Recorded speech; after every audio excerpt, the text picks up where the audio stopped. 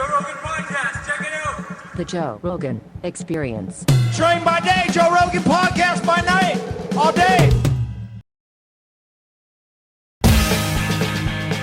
Up and at 'em. Hello, Joe List. Is this it? This is it. This is it. So what happens? You got accosted last night? Oh, we're in it. This is just going. Yeah. Yeah. So good to be here. Thanks for Good to have me. you. Good to have you. Yeah. So we're here. Do you need booze? No, I don't drink, but I appreciate the Do you want offer. heroin? Heroin would good. Yeah.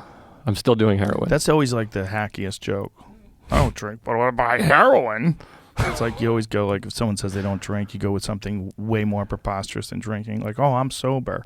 Right. The other one is quitter. Crack. Well, people say quitter. That's like Right. a big one to do. It's a big one. But no, I appreciate the offer though. I mean, this cigar I might enjoy. Want a cigar? Sure, I got maybe. cigars. Yeah. I'm on an empty stomach, so it might make me more jittery than I already am. We'll give it a little. I'm few a big minutes. cunt. Settle in. Yeah. No, you're not. You're fine. Well, wait till I tell the story. You Okay. might. Okay. So yeah, we're here in Austin, and I got a ride, a lift to the hotel. I'm staying downtown, and we were coming up 6th Street, which I don't know if you've been down there. It's changed a bit. It's like kind of overrun with street folk, homeless Yes. people. There's quite a few of the. They call them unhoused. That's the new, more politically correct term. Sure. I thought street people was good, but maybe I that's think bad. street I don't know. people's. I don't think they like that. I don't know if there's like a homeless board where they talk about the vernacular that they appreciate. I don't know. Yeah, all right. Well, unhoused people that seem, unwell, and they're kind of everywhere, which evidently they just passed a law, but it hasn't been Well, the enforced. law is only about camping. Okay, I mean, you can't stop people from walking around. right. So that there's always going to be an issue. And like one of the clubs downtown is Vulcan Gas Company, and that place is right catty corner to a homeless shelter. So they're all over the place in that area. That's where I think I was, on 7th, right? Is that 7th I think Street? Vulcan is on 6th. Is it on? Yeah, but the shelter would be. The shelter's on 7th? Yeah, I think you're right. Okay, well, It's in that area. So we drove down the street, and the guy was kind of saying, they've taken over. It's crazy. It's scary. Be careful. The Whatever. Lyft driver sent Yeah. that? So I'm like, well, he was like a driver, but so I'm already like in my head, and then I asked the lady, I was like, is it safe walking around here now? It feels like it's changed a bit, and she was like, just avoid 6th Street, and I was like, all right, got it. And then I was like, I'm gonna go to the creek, do a spot. Texted Rebecca, and it's like an 8-minute walk. So I was like, I'll walk there. Now I'm a huge pussy, anxiety, the whole thing. Although I have been doing mixed martial arts, but we can get to that later. But so I was walking up the street, and I'm like, all right, so far so good. And then I started to get closer, and I saw these two guys walking towards me, and they seemed like, ne'er-do-wells, just, by the way they were presenting themselves. And then there was a guy on a bicycle, like a BMX-style bike, who kind of was with them and then rode ahead and kind of did like a loop behind me. So then I was like, all right, this feels unsafe. So I kind of just moved to the street, like off the sidewalk, but still right next to the sidewalk. And then the two guys, as they passed, were like, look at this motherfucker, this racist-ass motherfucker moving into the street, this white guy, this. And it seemed... You were racist because you moved into the street? I think because I moved into the street, but that's not what I wasn't like, oh, here come black guys, let me move up. But they were walking up the sidewalk, so I just was moving, so I didn't have like a moment where you had to zig or zag, Exactly. move left or right. Exactly. So I stepped off the sidewalk, and he kind of called that out, and then as we passed each other, I could still hear him kind of like mumbling. They seemed like they were fucked up, but so they were still kind of mumbling. And then I came to the intersection, which is where I guess that homeless shelter is, and there was like 40 homeless people, not like sleeping in tents or on the sidewalk, but like fighting, yelling, bottles smashing. And I was just like, I don't feel like walking through that. That doesn't seem great. So then I looked to the right was 6th Street, where the lady was like, yeah, stay off of 6th Street. And then this is all in front of an empty parking lot. So there's just nobody around. It's dark. And I'm like, if I go left, I'm going up dark street, sidewalk. So then I was like, I'll cross 7th back over there and just start walking back to my hotel so I don't have to walk through whatever this scene is. And then as I was walking back that way, they were a little ways ahead of me, and for whatever reason, they decided to cross back across the street.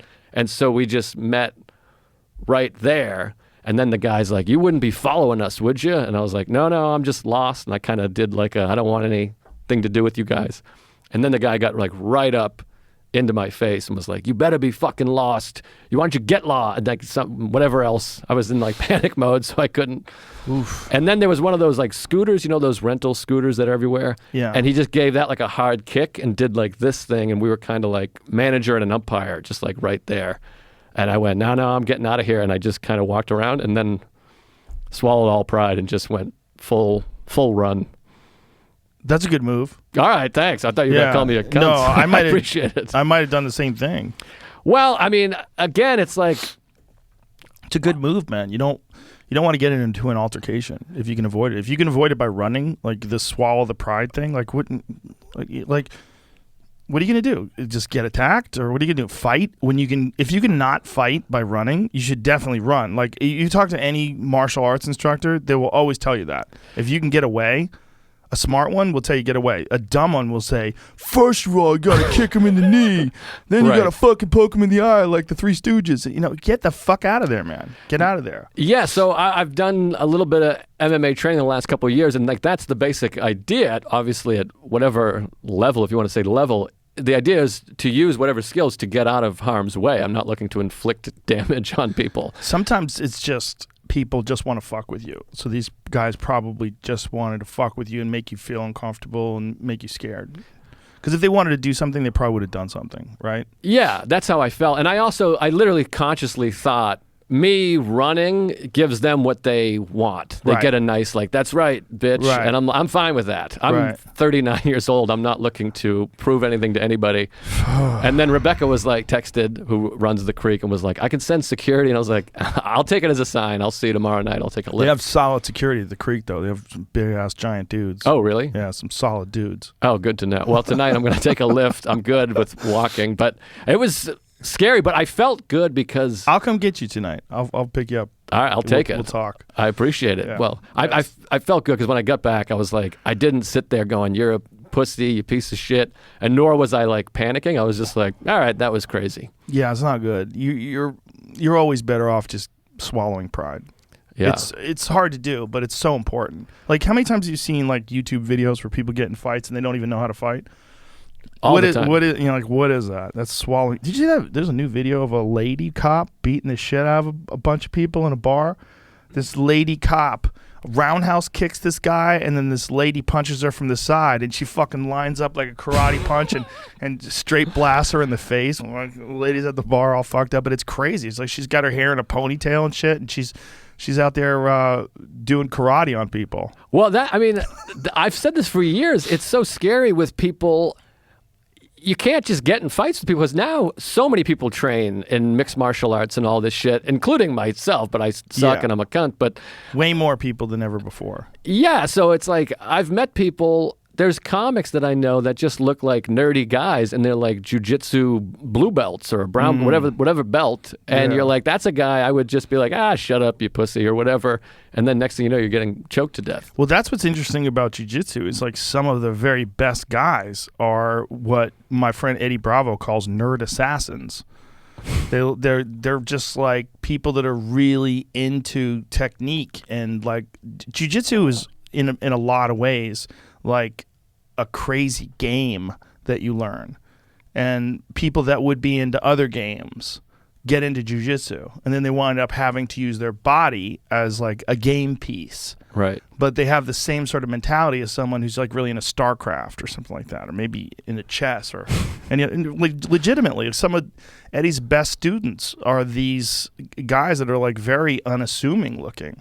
Yeah, that's what I'm trying to be. I want to be that guy. I want a guy that looks. I look like this. I mean, this is like a joke in my act, but I'm like, I want to look like this, but be one of those people that can kill you. There's a lot of guys that look like you. They're built like you. That are fucking assassins. Like, right? No bullshit.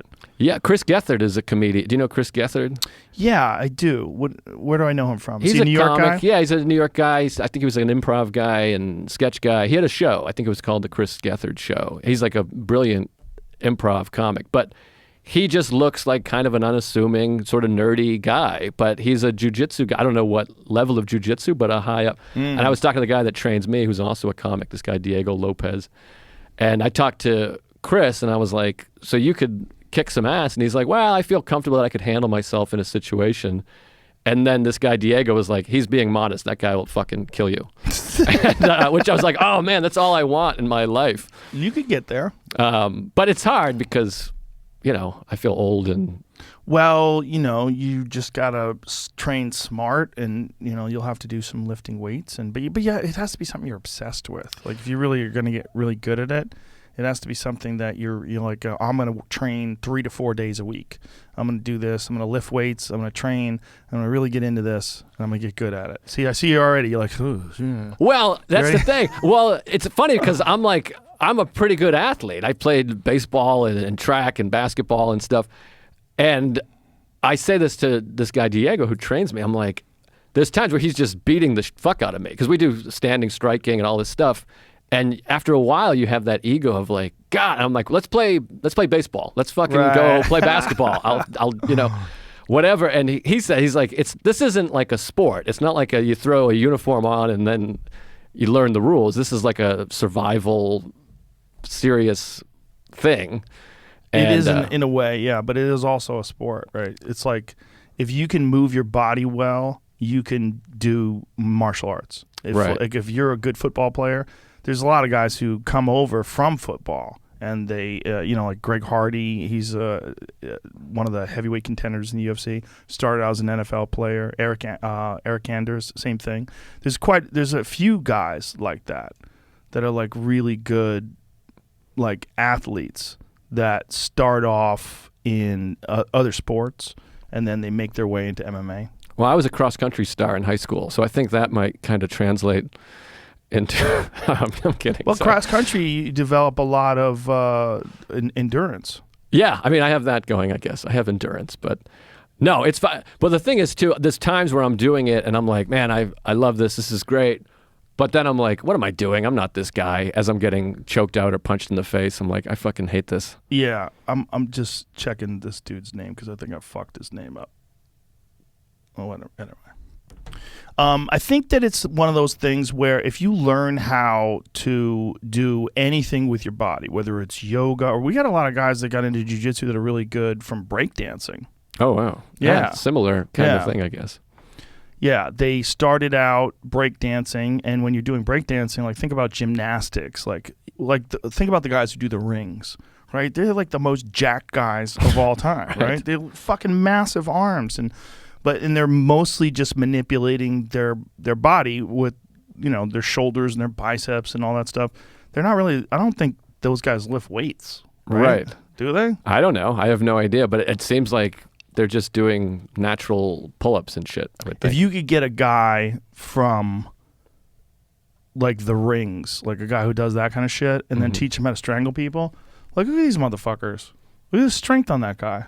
That's the world record. I don't know exactly what for, but for the Iron Cross, what he's doing here. Holding himself up. I like that he's got his own band. That's pretty fun. So this is like the world record for just doing that. With your arms out like that, I guess. Well, that's impressive. Yeah. Yeah, I wouldn't want to fight him. You don't want none of that. No, I don't. I could have used him last night. That is the outfit I was wearing, though, which might have been why they were picking on me. It's a good look for you. I like the feet. Like it goes all the way to the feet. Like there's no socks. Do you slip right into those? Is that how it works? Absolutely. It's like feeties pajamas. As long as there's no zipper. So what is the record? How long was the... that was like 30 seconds. I don't know. It doesn't say. It just says world record. Yeah, what is the world record for standing like that? It didn't seem that long, but that's like... previous record was 22.9 seconds. And I guess this was close to 30. You ever just try to hang from a chin-up bar? Yes. It's fucking hard. Yeah, it is. After like 30 seconds, you're like, oh shit, this is a task. Yeah, no, I can't do anything like that. I suck. But it's a good thing to do. Like if you want to learn how to like just tolerate, right? Like just hanging from a chin-up bar, because you can always do like a couple extra seconds until your hands fail. Right. You know, like I want to quit now, but I don't. 5 more seconds. All right, I did that. 5 more seconds. All right, I did that. 5 more seconds. Right. That's why I like doing What is this guy? 39 seconds is Oh the my record. God. This guy, he beat the guy we just had up. I think the key would be if you had small legs, right? Like if you were a guy who's in the rings, if you're doing the rings, well, actually you got to land on those legs. All right, what am I talking about? So You no know- weight, I think is the right. You would be as light as possible. Right, but you have to have muscle, so you Yeah. can't be too I mean, light. his arms are huge. But there's got to be, like, you ever see those, like, Cirque du Soleil guys? They do that shit Oh where my they, like, God. hold out from here. They're, like, horizontal across, like, just holding with their arms. Like, it doesn't even make sense. If you ever want to feel like a bitch, go watch Cirque du Soleil. Those guys have preposterous strength. Yeah, it doesn't make any sense. Holding someone with one arm above your head, perfectly balanced. Yeah, no, it's goofy. Yeah. But not all that entertaining to me. You don't like I it? have to say. I mean, Did it's you fine. ever see Love? The Love one at it's all Beatles songs at MGM? No, Mirage. Yeah, No, I never saw it. it's amazing. Maybe I should go. I'm being an asshole. I've never actually seen it. It's easy to be an asshole. We're comics. That's a good point. But He's then trying to be some funny. of them hold it stand on their head too, like Yeah. just their head, no arms, which is also insane. That's not good for you. No, I I'll tell don't you think. right now, the discs do not enjoy that. No, I don't You're think any asking- of that's. Asking for late life trouble. Yeah, I think all of that. But I feel that way. I worry about that with. Oh, here they are. Yeah, Love is amazing because are you a Beatles fan? I am. Yeah, I love the Beatles, and this is all Beatles songs. And the last time I went, I was barbecued. And when you are there in this like sort of very surreal, fantastic theater environment with sounds and lights and everything, and you see the athleticism that these people have, and then you hear the amazing songs, you kind of forget how good like Lucy in the Sky with Diamonds is. You forget how good some of their fucking songs are, and then you see it with this. It's a perfect complement. It's incredibly well like orchestrated and designed. It's great. I love it. I've been to it twice with my family. Oh wow, yeah, it looks cool. I'll check it out. It's really good. I'm sorry, I shit on Cirque du Soleil. I'm a dick. Well, this is the best one that I've seen. I've seen a few of them. I've seen 3. Yeah, I've seen 3 Cirque du Soleil shows. I've seen Mystère. I think that's one that I saw. There's another one I think they used to have at Mandalay Bay. I don't know if they have it anymore, but I believe it was a Cirque du Soleil with Michael Jackson music.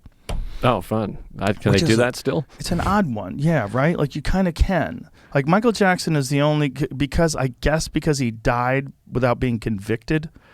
Yeah, he still plays at Starbucks. Like Yeah. I go into Starbucks and I'm like, I think this guy like came on children's asses, and it's just playing. Maybe not, though. Sure, Maybe not. yeah, maybe not. I think he was a castrato. What's That's that what I mean? think. It's a person who was castrated to preserve their voice. That's what his doctor said, and it was actually a theory that I had before his doctor said it. His doctor who went to jail for giving him propofol, is that how you say it? I think so. He gave him, anesthesia, knocked him out every night because he was so neurotic and crazy that he couldn't sleep. Right. And so he would anesthetize him every night. That same doctor went to jail for that, and then when he came out, he gave this sort of like detailed story about how his father had chemically castrated him when he was young to preserve his voice. It sounds crazy, but first of all, this guy's a doctor saying this. He doesn't have anything to gain or lose. And then you look at his body in comparison to his brothers. Like if you look at like Tito and Jermaine, they're men. They're like these thick. They look like thick men, Right. right? And he's super slender with no muscle mass at all. Just very sleek, and his voice is really high pitched, and his singing voice is incredible, right? But it's very high pitched. And there's these people that existed in, I don't know when it started, but there's one recording. It's a historical fact that there's these people called castratas or castrados, castratis, I guess. And they would take young kids and castrate them when they were young so that they never developed any testosterone. And because of that, they maintain the singing voice. And it's a haunting singing voice. There's at least one that's available on YouTube that you could listen to. And you hear the guy sing and you're like, oh my God. Like this was someone who didn't make this choice for himself. Someone, whoever it was, gave him off to whoever who castrated him as a young boy before his testosterone hit, and he's got this strange voice, and this voice was something that they cultivated, and that they would specifically choose boys who sang to never become men. And what period of time is this? Is this like the 70s or like? Well, they have a recording. So this recording has to, I don't think there was any Like recordings until, 1700s or so. right. Well, they did it in the 1700s, but the recording, when was The recording wouldn't be from the 1700s. right. When was the recording invented? Like, when did they invent records? Let's take a guess. When do you think they invented records? Oh boy, I want to say it was like 1800s, like late 1800s. Yeah, that sounds right. I mean, is the radio before recordings? Or is that a recorder? I don't know. I'm That's a an good idiot. question. I look like a guy that knows things and is smart, but I'm pretty dumb. I think if I had a guess that the record player was first and the radio was second. That makes sense. All right, I'm going to say 18. I'm trying to think of like westerns. You never remember see anyone those- listening to records in westerns. Well, you remember those record players they used to have where they put the needle down? It was like a giant tuba. There wasn't a speaker. Yeah, yeah. Like the sound came out of the needle itself. Yes. There was like a tuba attached to the needle. What? I'm going to say So I kind of know some of it, so I don't want to look it up and Okay, cheat. okay. But like they had before records, they had that Edison tube. thing, Yeah, remember? yeah. Which is like a video they got dropping it, the first Right. viral video. Yeah. So that would have been late 1800s. Like I don't believe there was much recording of like Civil War speeches, so I don't think they had the ability to do it back then. Right. Recording people talking. That's a different animal, right? Yeah. Like recording, like maybe music was the first thing. I'm going to like say 18. 1880s. I'm going to say 1893. 1877, the first practical sound recording and reproduction, because you also have to be able to play it back. do they have? What is the? Give us. See if they can find a video of the first ever recording. Wow, look at that. I don't know. So that's a guy talking. Look at this. Maybe, Go back to that. It's a Native American guy telling his story into a fucking It's tuba thing. the Village People were the first ever record. Maybe he was culturally appropriating. See if you can. What is that guy doing? That's I a mean, breathalyzer. probably That what guy's he- hammered. Alexander Graham Bell's phone, maybe. Oh, the, yeah. Then the phonograph. Yeah. So Mm. there's Edison, I think. Oh, wow. A lot of weird devices So to get let's it. go to video. Let's see what is the sound, like the first ever recorded sound.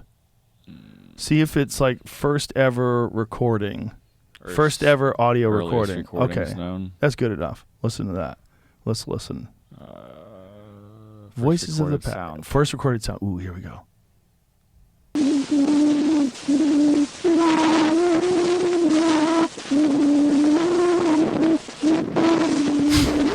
American scientists have discovered an audio recording shit. dating to April 1860, 17 years before Thomas Edison invented the What the phonograph. fuck was it? Oh, interesting. Let's hear it. It's something. Listen.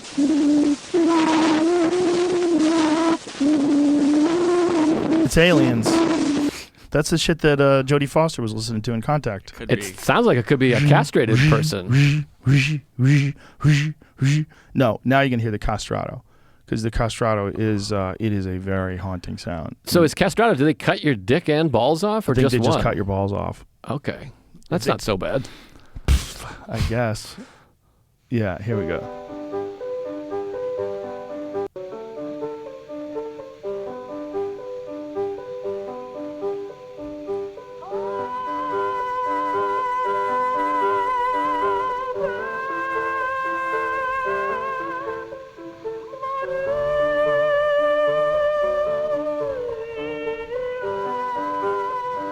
Bro, So that's a grown man? that's a grown man.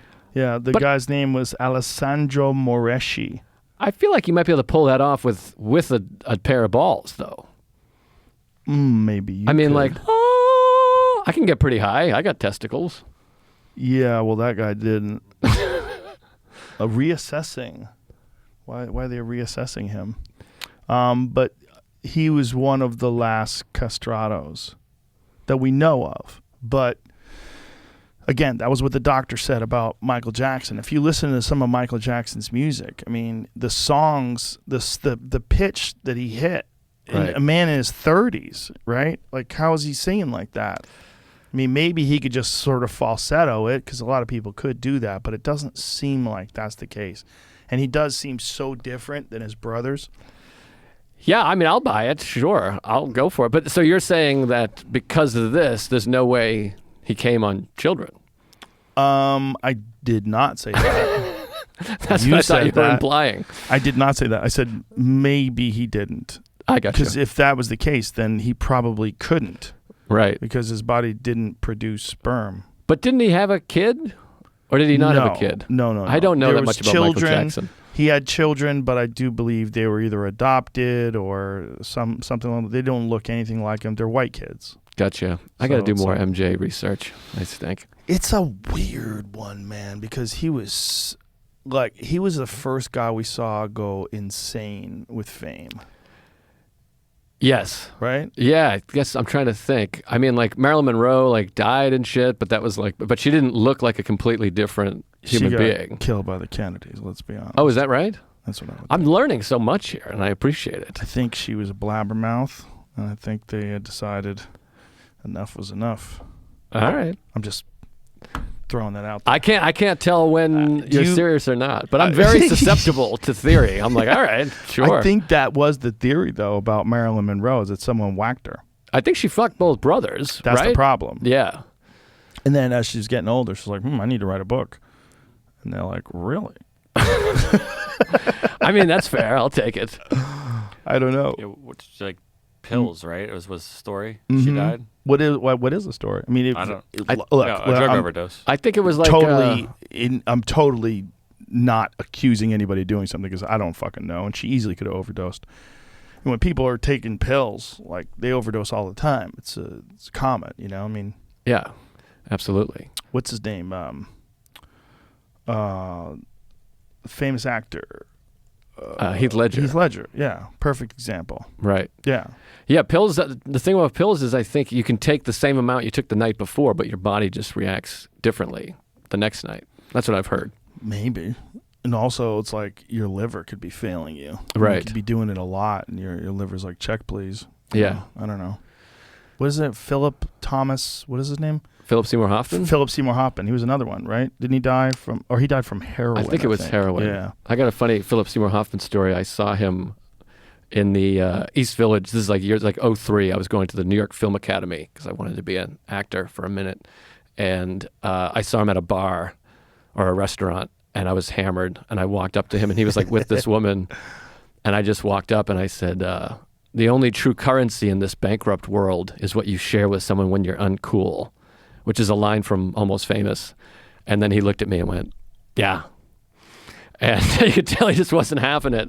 And so I felt awkward because I thought he was going to be like, oh my God, that Dude! fucking movie, amazing, sit Come down. sit down. Yeah, so he just didn't react. And then I went, I'm friends with Patrice O'Neill, which is a lie. I never even met Patrice. And then he said, I don't know who that is. And I said, oh, he's in 25th Hour with you. And I don't even think they have dialogue. And he went, cool, man. And then I stood there for like a beat and went, all right. And then I just walked away back to my table. And it was humiliating. Meeting famous people so awkward. Oh, it was brutal. I really thought, I mean, I was 21 and drunk and thought, man, when I say this line, he's going to like, shit, this is going to be something. Because you wanted to be an actor, so you probably delivered it with like That, vivacity. that might have been the end of my experience of like, that's no good. I can't do that. Hey, It was bad. what kind of acting did you want to do? I guess, I mean, I still like the idea of doing like, I was always obsessed with movies and I really wanted to be a filmmaker. I wanted to be like Martin Scorsese or Woody Allen professionally. We were talking today, or yesterday rather, with Russell Peters about when was the last time you saw a good comedy movie, and can you make a good comedy movie anymore? Or have they made it so dangerous in terms of like being canceled that comedy movies are no longer something you can do? There's a movie called, I think it's called The Overnighters. I might need to double check on that. The guy, I think his name's Adam Scott. Is that a guy, a comic actor? And then who's the guy from Rushmore? Who's great? Jason Schwartzman. It's Jason Schwartzman and Adam Scott. I think it's called The Overnighters, and it's fucking hilarious. And how long ago did it come out? I might need a check on that too. Maybe 5 years ago, 4 Yeah, years that's ago. about the cutoff. It's a really like low budget, all in one place movie, and it's like hysterical, I think. I would wonder, like, what is the cutoff in terms of like when was the last time a really good The Overnight. The Overnight? Is that it? 2015. Yeah. Like, when was the last time there was like an edgy comedy? This one's not edgy, but But it's good. I mean, I guess there's some. It depends on what edgy means. So many different things to different people, but it's really fucking funny. You know what I watched the other day? Super Bad. Yeah, that's a good one. Holy shit. You could never make that movie today. It's amazing how many things just a few years later. I mean, Yeah. the new Borat I thought was pretty funny. Oh, yeah. Yeah, but that's a weird one, right? Like, he figured out a loophole. You're kind of doing parody, and you're doing this thing where you're freaking people out, like when she has her period at the dance-off. Right. You know, like, there's things that he could get away with in that. It's a beautiful genre in that regard, right? You could do stuff in a kind of parody movie that you can't do in a regular movie. Yes. But don't you find there's never been, maybe I'm wrong, but I feel like maybe I'm such a comedy cunt that I'm like, don't you feel like there's never been a ton of great comedy films? I feel like there's like a few a decade. It's hard to do a movie like I watched Step Brothers the other night. It's another movie you could never do today. I think it's hard to do those. Like, some people just, like Judd Apatow is really good at making those kind of movies, or was really good. I don't know if he's made one of those kind of movies in a while, but those like really ridiculous, over the top movies. But the language and the subject matter, and it's like the stuff that they talk about and say to each other, I just don't think you can do that today. Or if you did do that, you would face a tremendous amount of criticism. Even though most people agree. Like, if you try to watch Step Brother today, fucking rock solid funny movie, man. Really funny. Right. I was crying, laughing. There's some really funny moments in that movie where you're like, I forgot how good this is. When he rubs his balls all over the dude's drum set. Right. Like, there's so many of these moments where you're like, this is so crazy. But it feels like now people are getting more comedy from podcasts and stand-up than movies, because it's making, like, I watched the Oscars and like they didn't even make a joke. There was like zero jokes because everybody's so afraid Who to be hosted funny. the Oscars this year? I think there was no host. It was just like we just bring people up. I mean, they weren't even like attempting to do jokes. The only jokes were the voiceover lady that says like, "Stay tuned, coming up, Brad Pitt. I Yeah. swear to God, Brad Pitt's coming." That was like the only attempt at humor. It was like really. Well, when Kevin Hart didn't do it because Right. they wanted him to apologize for jokes that were homophobic from many years ago. And he said, look, I'm not going to do this. I've already apologized for those jokes. I evolved. I grew. I'm not the same person anymore. And that's fine. I don't need to do it. You know, and then they didn't have a host that year, I believe. And I think that's it. I don't think they've had a host since then. Right? Am I right? I don't know. You might be right about that. I know the one year they had two. It was James Franco and Anne Hathaway hosted it. Oh, okay. Because they went non-comics. But it does feel like right now it's like rude to even try to be funny on that high level. Yeah. It's very bizarre. I was listening to a podcast the other day that I love that's sort of like a mental health podcast, and this lady was telling the host, who's like a straight white guy, he was like, I'm learning about privilege, and he was saying, even my self-deprecating humor is a little bit offensive because it's my privilege to do self-deprecating humor, because as a straight white male, people assume I'm joking, but other people couldn't make such jokes because of whatever history. And they were literally discussing earnestly how straight white men shouldn't really try to be funny. Was that guy Castrato? It felt a little He might have Castrato-y. been. Yeah. I mean, it was just a really bizarre conversation. You can never be woke enough. That's the problem. It keeps going. It keeps Right. going further and further and further down the line. And if you get to the point where you capitulate, where you agree to all these demands, it will eventually get to straight white men are not allowed to talk. Right. Because it's your privilege to express yourself when other people of color have been silenced throughout history. It will be, you're not allowed to go outside because so many people were imprisoned for so many years. I mean, I'm not joking. No, I know. It really will get there. It's that crazy. You Yeah. know, we just got to be nice to each other, man.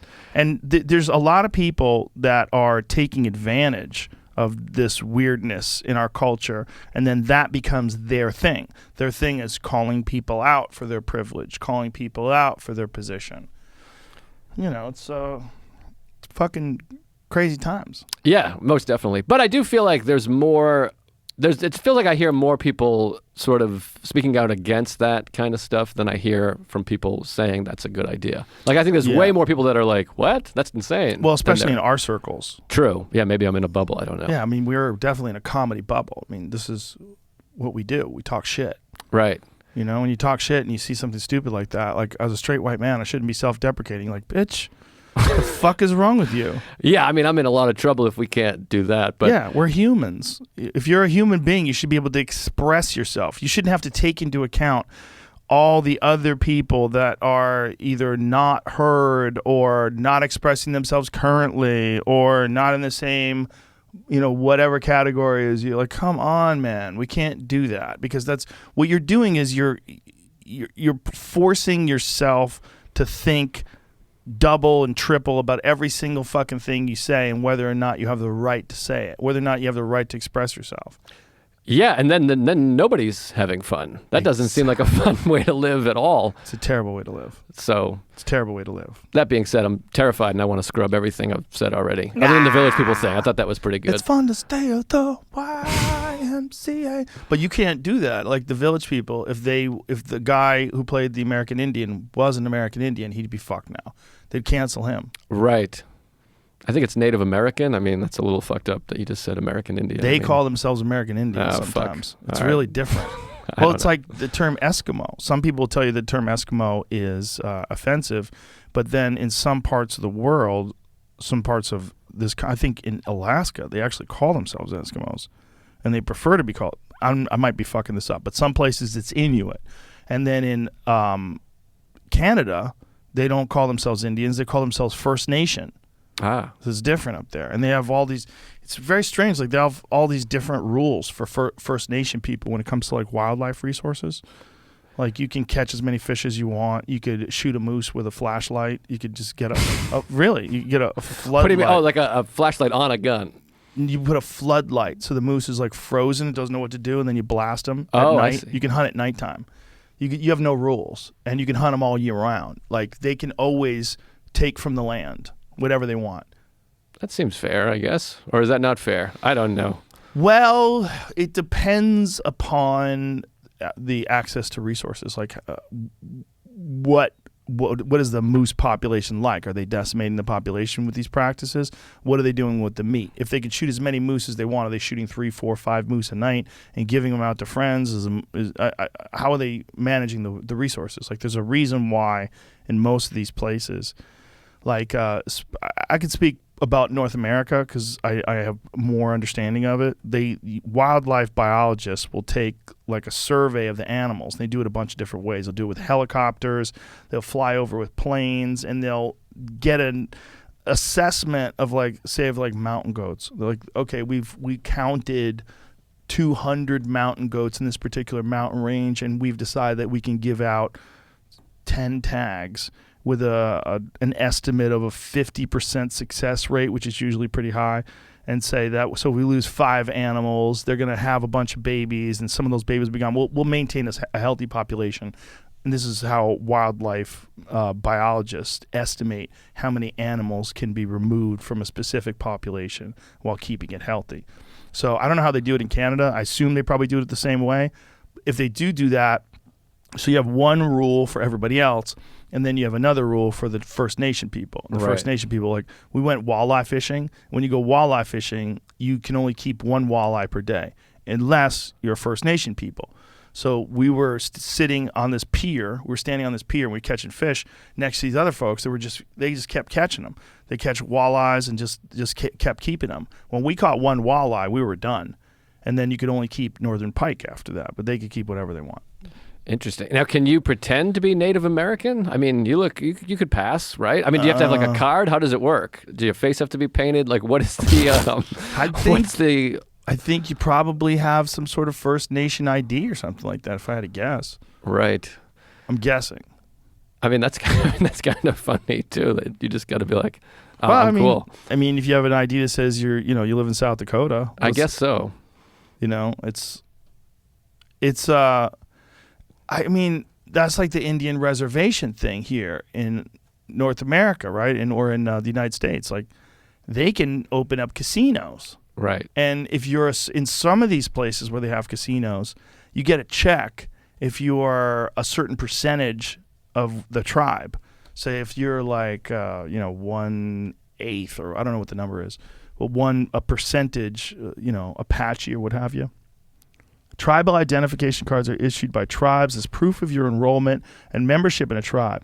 Federally recognized tribal issued ID card is also a valid form of government issued photo identification in many places. This is Canada, or is this America? That's America. I typed in. I first typed in like First Nation, and I was only getting Canada, so I typed in Native American. Okay, so this is for tribes and then a lot of the tribes, like, they don't even want to recognize that there is a Canada or a United States. Like some of the Lakota tribes, they went up to Canada to avoid being captured by the federal government when they were rounding up tribes and putting them in reservations. They went up to Canada for a while, but they were freezing to death, and they came back. There was like I forget which book it is. It might be Black Elk Speaks. It's one of the books on Native Americans that I've read that describes this journey where they had gone up to Canada to try to avoid being, in their lifetime, it went from this way of life where you're roaming the plains, hunting and fishing and living off the land, to all of a sudden the white man shows up, and by the time you're an old man, your whole village is now locked up in a reservation, and you're forced to go to schools, and they cut your hair, and it's like dark shit, man. Like huge destruction of their identity and their, the way they felt about each other's self-esteem. And they talk about all these problems that these Native American tribes went through, where they're like massive substance abuse because of severe depression, because their way of life had been taken from them. That's also the origin of the ghost dance. The ghost dance was a dance that they did where they were trying to summon something to kill off the white people, because these people were destroying their way of life, and they felt like if they just called upon whatever they were trying to summon, they could do something to bring back their way of life. Is that that's recent, or? Yeah, the ghost dance. The ghost dance was at the end of the 17th century, so it was like the late 1800s they were doing that. Oh, okay. I was thinking this is like 90s. No. Okay. No, you're thinking of Madonna. That's voguing. You're thinking of voguing. So is it fair then that they can get some extra fish because of all this, or does at some point we should be like, all right, you had enough fish? I don't know if fair is a good word, but it is fucked up beyond belief, right? If you go to a Native American reservation, you see the bleak poverty and the amount of people that are addicted to drugs and alcohol, and how sad and depressed it is. Right. Like, there's some great books that people have written about life on the reservation. It's horrific stuff, man. What have you read that? I know you're big into this stuff. Have you read what's it called? Flowers of the Moon? What's that one? It's the DiCaprio. Empire of the Summer Moon? Is that the one? Maybe I'm confusing two. I thought Flowers is in there. Martin Scorsese's making a movie with Leo DiCaprio. Oh, okay. Killers of the Flower Moon. Did you read that one? No. What's that one about? It's somehow. Oh, I did. I got that. That's a FBI, right? They think the FBI murdered these people because. Yes. Somebody sent me this. They just released like the first image of the film, and DiCaprio looks old. It was like a big thing on Twitter or whatever. But let's go to the summary of that down there. Yeah, go to Wikipedia. The Osage Murders, The Birth of the FBI is the third nonfiction book by the American journalist David Grann. The book was... click on that Wikipedia thing so you could get the story behind it. There it is, synopsis. The book investigates a series of murders of wealthy Osage people that took place in Osage County, Oklahoma in the early 1920s after big oil deposits were discovered beneath their land. That's right. After the Osage were awarded rights in courts to the profits made from oil deposits found on their land, the Osage people prepare for receiving the wealth to which they are legally entitled from sales of their oil deposits. However, a long and complex process of custodianship is imposed upon the distribution of the profits from the sales being made for very high profits, and very few, if any, Osage people see any of this money. Still, the legal owners of the land for profit, which is in... What is it saying?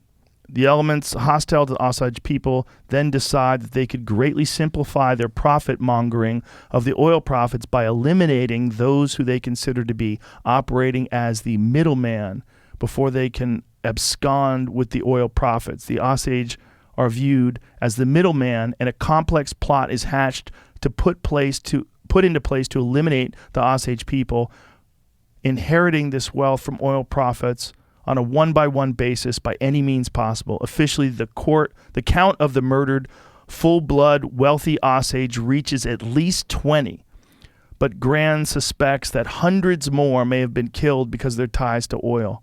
Wow. And this is the birth of the FBI, right? Is that part of this whole fucking crazy story? God damn. Fun. Man. Heavy. I assume Bill Hale will be There he DiCaprio, is. maybe? William King Hale, or Bill Hale, was an American cattleman and convicted murderer. Hale was a prominent figure on the Osage Indian Reservation in what was then the Indian Territory, where he built the noted Hale Ranch and made a fortune raising cattle. Ugh. Those are dark days, man. I'm excited about the movie, though. Those will Yeah. be bright days ahead. DiCaprio as Bill Hale. I mean, that's exciting, right? Yeah. See, there it is. Martin Scorsese's a bad motherfucker. He's the Has he best. made a bad movie? I didn't see The Irishman. Did you? I love The Irishman. Yeah, I wasn't thrilled about it at first, but I Some love people it. were weirded out by the special effects. Yeah, it didn't bother me at all. No, he's like the king. Yeah. Boy, Scorsese's worst movie is a tough one. What's the worst one? I don't know. I'm trying to think. That's what I mean. I guess, I don't know. Bringing Out the Dead, that Nick Cage movie from the 90s, maybe? Oh, New York, New York. That's like a musical that he made with De Niro in like the late 70s. I mean, a musical? Yeah. And Really? like 77, Scorsese? yeah. It's like, I don't know if it's considered a musical, but there's like a music. De Niro's like a jazz musician. Liza Minnelli's in it. Did people go nutty in the 70s? What happened in the 70s? What do you mean? The 70s is like the best for arts and entertainment, don't you think? It's weird.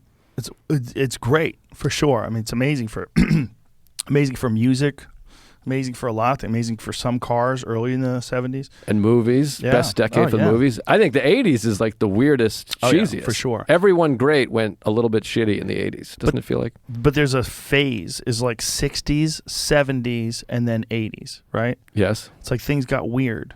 Like everything got confused. Seems like 60s, everything was like psychedelic and wild and Hendrix and Zeppelin. And then the 70s, it kind of got strange for a decade and still really great and great movies and great films. And then towards the end of it, kind of got super weird in the 80s. And the 80s was like everyone was on coke.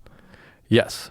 That's what it feels like. I Yeah. mean, but 70s, everything got like sort of darker and grittier, the music and the movies, it feels like. I mean, I wasn't around, but Right. those are the best. Because the movies in the 60s were still sort of in a studio and they're bright and they're like musically and they stink. Movies in the 70s were definitely better, right? Like Dog Day Afternoon. That's the best, yeah. Oh, man. Yeah. I mean, think about all the great films. Taxi Driver. That's 70s, right? 76, both Godfathers, Jaws, Oh, yeah. Deer Hunter. Even Alien. Alien was 79, believe it or not. No, the 70s are to me, 70s and 90s are sort of similar. They feel like they're both responses to kind of like this brighter, bubblier time, and they were great for films and music, I thought. I grew up in the 90s, so maybe I'm biased. No, I think you're on. I think, you know what's weird is like there's a lot of films from the 80s that don't hold up at all, but a lot of films from the 70s hold up. Yeah, absolutely. I mean, Dog Day Afternoon is like, I think like the most Classic. underrated movie ever. I think it's like Classic. one of the best movies ever. It's also crazy that like The Godfather won Best Picture and was like the biggest movie at the box office, and it's like an art house movie. It's like it could be like an independent type of movie. I know there's big stars in it, but it's like a slow movie about like a family. It's not like there's not explosion. I mean, there's an explosion obviously, but Movies were slow then, right? yeah, it's just like the #1 box office movie now is like, you know, X-Men 9 or whatever. What year was Serpico? Serpico is, I'm gonna get, let me guess. I'm gonna say 78. Boy, this is tough. All right, I'm so good with movies and years, but that one I don't know. I'm gonna say 73. I just took a swing. 73? Nailed it. Bam. I'm Nailed very it. good with movies and years. That's another great classic. What about The Exorcist? I want to say The Exorcist was 78. I'm going to say 73 again on that one. Go for it. Dun, dun, dun. Yes. 73 again. I'm Joe unstoppable. List on fire. I got a lot of knowledge of Rocky. I want to say Rocky 76. I'm going to say 76 on that one as well. Spirit of 76. Remember, because Apollo Creed, he was going to fight him, Yeah. right? It was New Year's Eve. I gotta type in Rocky. Remember, 75. because Apollo Creed was like fighting the Italian stallion. 76. Yeah. See, Yeah, Rocky's the best. I that went was the 200th anniversary of our great country. Right. I watched Rocky. I had like neurovirus and I was puking and shitting like crazy in a hotel in Long Island. Neurovirus. I was like insane. I mean, it's the sickest I've ever been. It was like I was kicking heroin. Like I was literally shitting and puking at the same time What's in the shower. what's a neurovirus? I think that's what it's called, right? Now I'm just Norovirus? norovirus. Norovirus. Ah, fuck. Does that mean anything more to you? Well, yeah, neuro is like nerves and Oh like no, neurons. sorry. No, I meant. How do you say it? Noro. Norovirus. What is that shit? Very contagious virus that causes vomiting and diarrhea. People of all ages can get infected and sick with norovirus. Norovirus spreads easily. Look at the exclamation point. What is that? What's up with that? People with norovirus illness can shed billions of norovirus particles. Maybe and I only didn't- a few virus particles can make other people sick. Holy shit. I mean, I think that's what I had. I mean, I had the puking and shitting. I don't think I got everyone sick. Maybe I did, and I just left a wake of death Puking and and shitting shit people. behind me. But I was watching it. I was having like throw up in 20-minute intervals, and I was watching Rocky, and I just started sobbing. I got like emotional, and I just lost it. The scene where he's laying in bed with Adrian, the first movie. I kind of hate the rest of them, but he's laying there and he's like, I just want to prove I'm not another bum from the neighborhood. And I just started like sobbing, and my wife was like, what's wrong with you, you fucking loser? But it's such norovirus. it's such a beautiful film. It's amazing. It's an amazing film. I went running around the block. How old was I? 76. I was 9 years old. I went running around the block when I saw that movie. Like, I thought I was going to be Rocky. I'm like, I got to go running. Never ran. All of a sudden I'm running. I was eating raw eggs and shit. Remember everybody drank raw eggs after that film? Yeah, that's not good for you, I don't think. I don't think it's bad. I think it depends on where you're getting the eggs. We found out through, I think, Moby, of all people. We were mocking him. It turns out it was true. How many people get salmonella every year from eggs? We were like, shut the fuck up, Moby. That's bullshit. And then we Googled it. And it turns out it's quite a few. Oh, I eat a lot of eggs. I mean, that might have been what I do had. too. I was so sick. It was I thought it horrendous. was norovirus. You can't just change your mind because of Moby. It was bad. I think I might have told the story last time I was here. I was supposed to be opening for Louis. It was the first time I ever was opening for Louis, and I got so sick, and I was texting him being like, I can still make it. I'm puking every 20 minutes. I can do 15. And he was like, don't come anywhere near me. Yeah, what the fuck is wrong with you? Well, at the time, I was like, I mean, it ended up being an opportunity, whatever, but I thought like this is like a big moment, you know? Segura got me sick like that once. He just didn't want to not do the show. And then I'm like, bro, I would have paid you to not get me sick. Right. Like, just stay home. Because me and Diaz were already there. Like, we didn't need a third person. You could have just stayed home. But he just wasn't totally sure how sick he was. Well, that's show business. You think like everything, you're like, I have to do this. This is like the only chance I'm ever going to have. I had to do it. Yeah, I guess. Yeah, that was the early days when Tommy Buns was just coming up. Now he's balling. He moved here yesterday. He's here now. Oh, wow. Woo! Does it feel good, like your ego, that all these people are following you here? Does it kind of make you feel like A lot of something? responsibility. It feels like I'm an asshole for getting these people to follow me.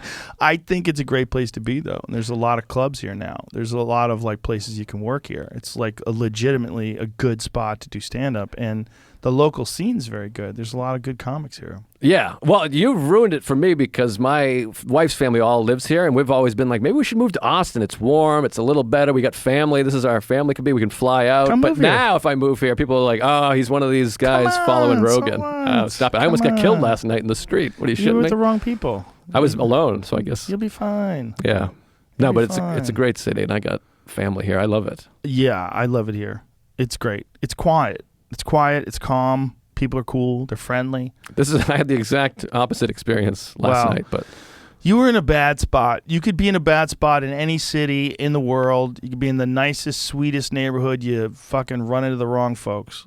You just ran into some angry homeless dudes. But think about what they did to you as opposed to what they would do to you if you were in New York City, right? If you run into angry people on the street in New York City, you probably would have got shot. Possibly, yeah. I don't. It Or feels, beat up. It feels like they're a little more aggressive down here.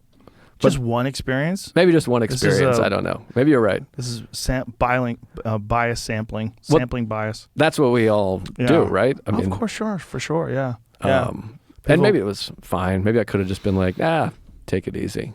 Yeah, maybe they just wanted to scare you. Well, sound like they didn't like you. That's fair. Maybe they saw my special and this guy's a fucking hack. Fuck you, you loser.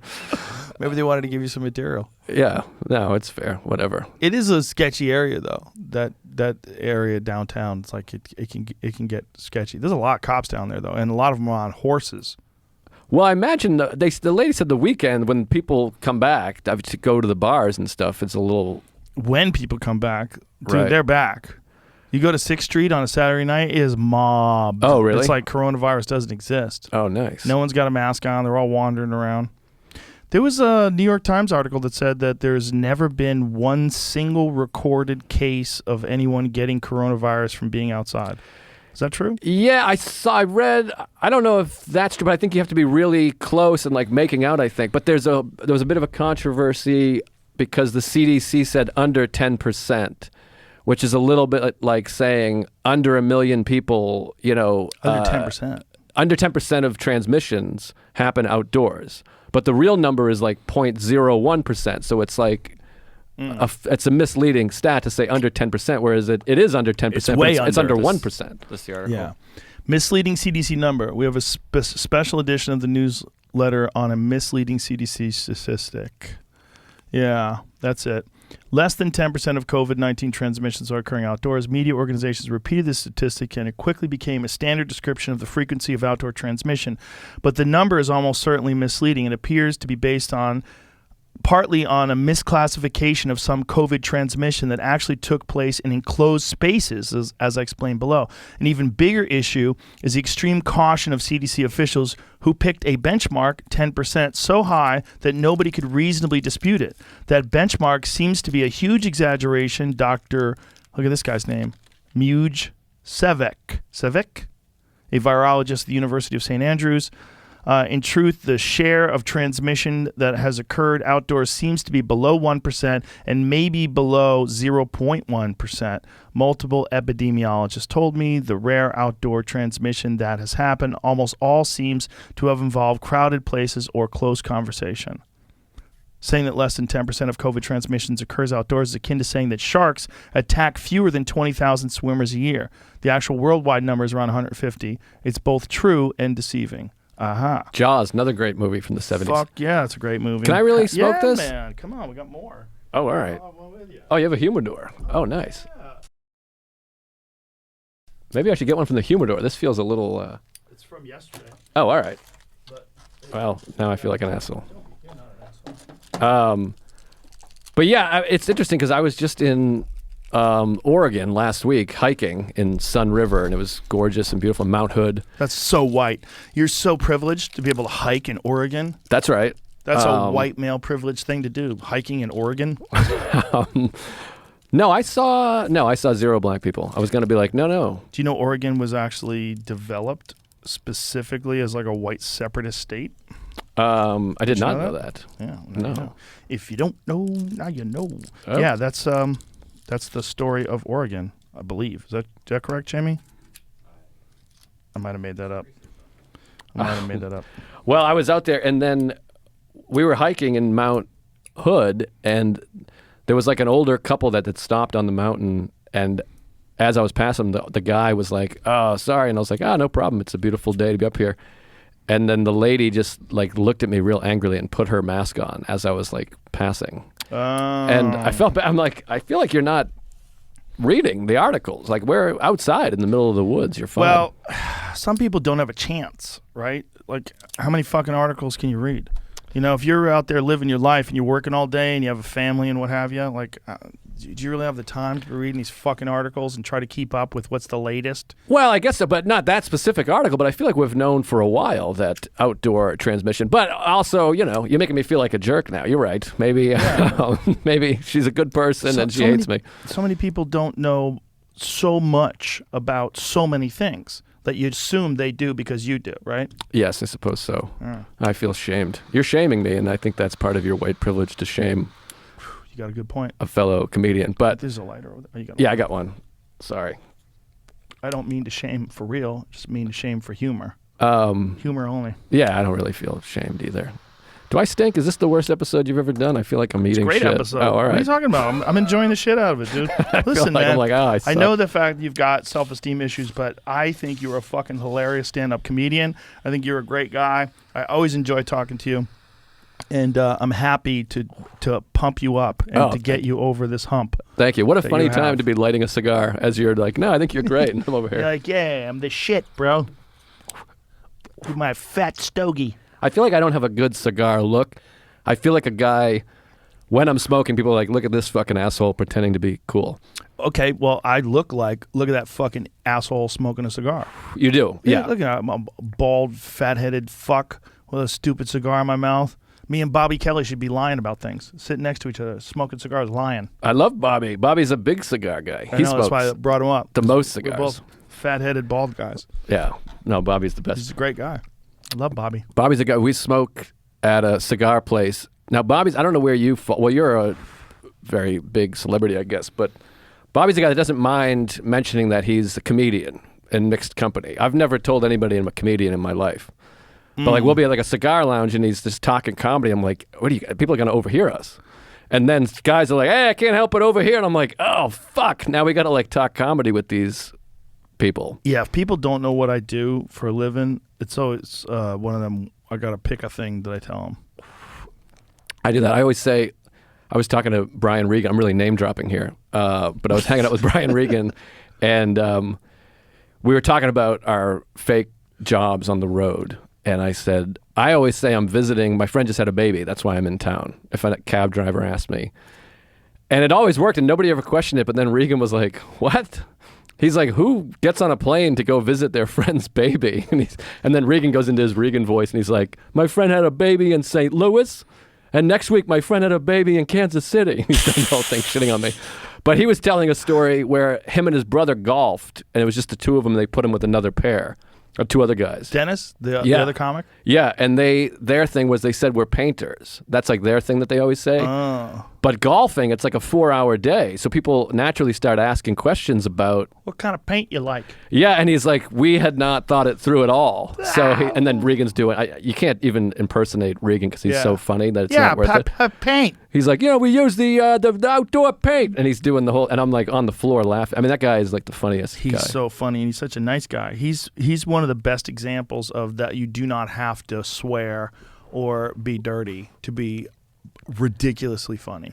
Yeah, no. Some people say, I only like guys who swear. Like, go see Brian Regan. No. You know? Because he'll and his stuff like on paper, like try to take this concept and turn it into what he does. Like, you're not gonna do it. It's like he's got his style down, or he could kind of talk about anything. Go, fuck yeah, coffee. I like a Yeah. coffee. And the next thing he's got a bit on coffee. Yeah, I mean, he's like magically funny. It's unbelievable how funny he is. And I saw him, I always say that the best show I've seen of any kind, band or comedy, whatever, I saw him at the Comedy Connection in Boston in Faneuil Hall on like a Sunday at like 7 o'clock. Wow. This is like 15 years ago. And I laughed so hard I had to look away. I had to stop looking because I was feeling like sick to my stomach. And it looked like somebody threw a hand grenade into the audience. Like people were fucking losing their minds. It was nuts. It was like Def Comedy Jam. People were like smashing the table and like getting up. It was unbelievable. It's like still the best show I've ever seen. That's awesome. DePaulo told the story about when he moved to New York from Boston. He said the first comic he saw was Regan, and he almost packed up and moved out because he was like, I can't. This is insane. And somebody had to be like, no, that's Regan. He's like the best guy. And he's like, oh, okay. Yeah, if you're young and you're starting out, you could see somebody and it'll really throw a fucking monkey wrench into your idea of what's funny.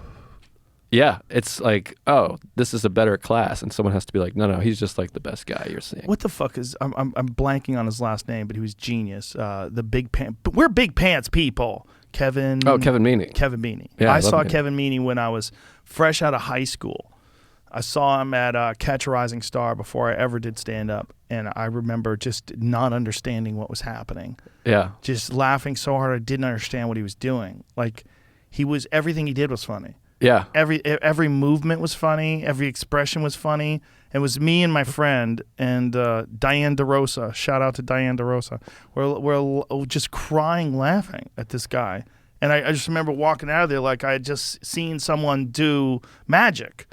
Yeah. I might have been like maybe 20 or something at the time. I'm not even sure how old I was, but I remember like walking out of there like I had just seen a magician, like a sorcerer. Yeah. Or like what did he do? How did that happen? The whole place was Catch a Rising Star was a great club. It was in Cambridge. It was a classic club, low ceiling, maybe like 160, 180 people, maybe. I don't remember how many people, but it's small, tight, packed in. Roars, just roars of laughter. Right. Yeah, he was so funny. We did Aruba. There's a gig in Aruba, and we did it together. And like off stage, he had me fucking crying laughing. I mean, You guys did a gig in Aruba? yeah, like a week. There's a gig down there, Aruba Ray's comedy. Really? Ray Ellen. Do you know Ray Ellen? He's a Boston guy. I don't know if he started in Boston though. Ray Ellen. He's been around New York forever. Okay. And he's got a gig down there, and we were down there and had a great time. Is it a comedy club? It's it's like a club in a hotel. So you go down. It's one of those things like you don't make money, but you stay in like a 5-star hotel. It's like a vacation, And you hang out and in then you do Aruba. 20 minutes. Yeah, but what if you bomb? And then you got to go to the beach. That's see a these bummer. people that, hey, there's that guy. One of my- listen to you. One of my favorite comedy stories ever. Tony Woods. Sure. So I guess I hope Ray doesn't mind that I'm telling his story, but it's my favorite story. So Tony is just an amazing comic, killer comic. Killer. Yeah, and big influence on Chappelle, like a legend, one of those guys. And so but he's late every night. He's at the gig, and he just keeps being late for the show. So Ray, the next time he comes, Ray loves him. He's like, he's the best guy. And usually you do like 20 minutes, but Tony's like, let me do like 45. So everyone loves it because everyone's there trying to vacation. So no one Right. wants to do time, but Tony does. So they're like, perfect. So Ray moves Tony's hotel. He's like, I think he was like on the 8th floor. He's got a balcony. That's probably why he's distracted. I'm going to move him to the room across the hall. So he's like, that way he's not late. So Dan Natterman's on stage. He's like featuring, and Ray, or not featuring, but whatever, going before Tony. So Ray knocks on Tony's door and goes, hey, I just gave Natterman the light. And Tony goes, all right, I'll jump in the shower. He's like, he's got the 2-minute light. And Tony's like, let me take a shower real quick. Jesus Christ. I'm like, that is so I've never so been that perfect. relaxed in my life. That's what I'm like. I'm like a guy that circles the block. I get places 3 hours early. Like I've been in your front bushes since 10 a.m. I have mad panics if I have to take a shit and someone's got the light and you don't know what to do. Like if you got to do an hour and you have to take a shit and Yes. then they're like, I'm giving them the light. Like, oh no. Oh no. Can I hold this? I always time my feature act to make sure I have time to shit. It was explicitly so I know if I have time. Do you to shit when you get nervous? Yes, I shit when I get nervous, but also I just have a bad diet. I eat a lot of Chipotle and a lot of smoothies, and so my shits are. Louis had that great joke. Every shit I've ever taken is an emergency. That's how I feel. It hits me like hard. And then cigars too. I'm like, I like cigars and I like Chipotle and I like smoothies and I drink a lot of tea. So there's a lot of factors. Do cigars open up your shits as well? Oh yeah, nicotine for sure. Oh really? Oh, it's a stimulant, right? Yeah, I know people that smoke cigarettes just occasionally to take a shit. Well, they do the cigarette and coffee and then they unload, right? Release the hounds. Yes, absolutely. Woo! But The craziest shits I ever had in my life, I was on the carnivore diet for a month, and I documented them because I took pictures and I only sent them to my friends. But I it do the was same. literally like there's an oil leak in my toilet. Like it was like dark brown liquid that would just come flying out of my ass. But I lost a lot of weight. And then I told Segura about it. And then Tom Segura got on the carnivore diet as well. And he sent me a text. And I'll never forget. He goes, the diarrhea is astonishing. It's funny you say that because Ari's a friend of yours and a good friend of mine, and I send him my shits all the time. And Bob Kelly, I'll send my shits to. There's certain people Yeah. that it's fun and you do it, and then they send me theirs and I want to throw up. But Do you think regular folks do that, or is it only comedians? no, and I have an anecdote about that. My best friend is a non-comic. He's the only non-comic friend I have, but we're close. And I was sending him pictures of shit, and his coworker was looking at it, and he's like, he shouldn't do that. That's not cool. And my friend was like, no, it's funny. And he was like, no, dude. He's like, that's like, you can't do that. That's bad. And he couldn't quite put his finger on why it's bad. Because he works. Because you have a job and you have to deal with human resources. Right. Well, this is a human resource. It's shit is a human resource.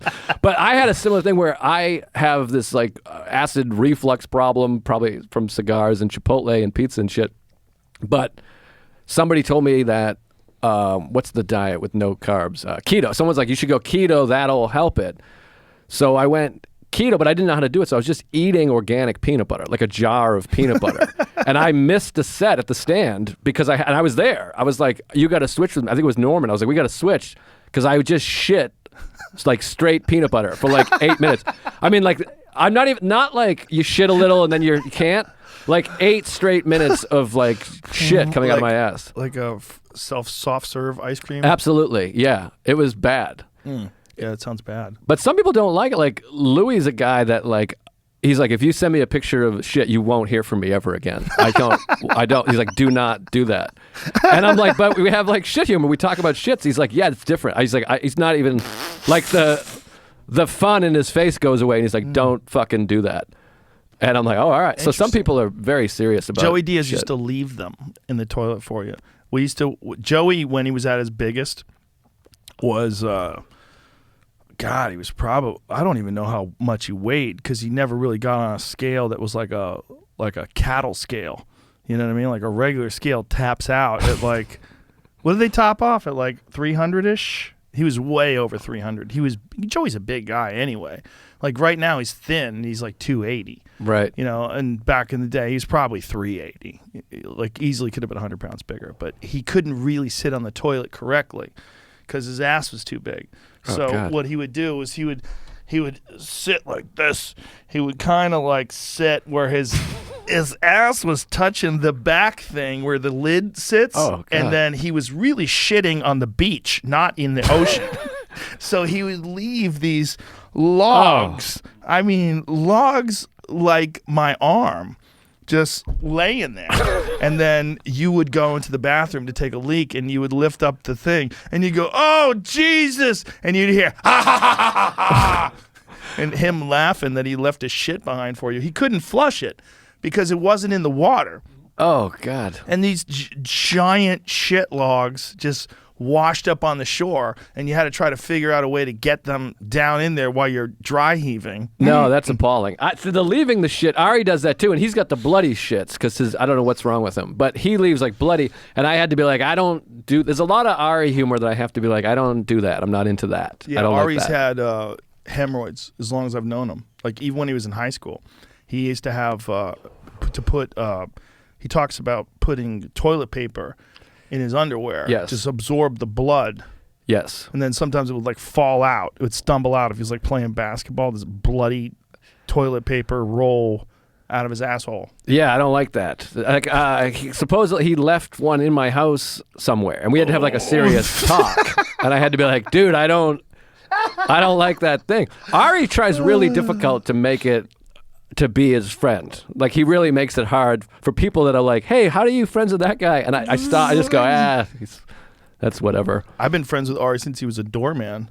Yeah. I met Ari when he was a doorman at the store. He should go back to being just starting. doorman. He was a young pup, just starting. I just went and saw him in Ecuador when he was down there. He's so crazy. We were the only ones, my wife and I were the only ones that visited. He's like, it made me feel good because he's like, a lot of people said they were going to visit, and you were the only ones that came. Well, why did he choose Ecuador? Like, what was the thought process behind writing COVID out in a place where they have, what kind of hospitals they have down there? I don't know. I try not to talk to him. I just wanted to use him for the house in Ecuador. But no, I don't know. I think he just wanted to, because Ari was a little COVID crazy. So I think he wanted to get into the woods. He was mostly like in the woods. But it was, when I went down there, it felt pretty safe down there because they got hit hard early. And then, but when we were down there, we were like out in the middle of the woods. Oh, so did he do like an Airbnb? Like, how do you do that? Yeah, he kept doing Airbnb. I mean, I think he might have gone broke eventually, but he kept staying like really cool Airbnbs and stuff. And so we stayed in this like beautiful place. So he just saved up a bunch of money and decided to spend it while he was down there. I think so. And then he continued to do his podcast too. So whatever From money. there. Yeah. Yeah. Yeah, I saw pictures of you guys. Yeah, it was like unbelievable. It was awesome. He's a wild dude, Ari. He lives his life in a very unique way because he's really free.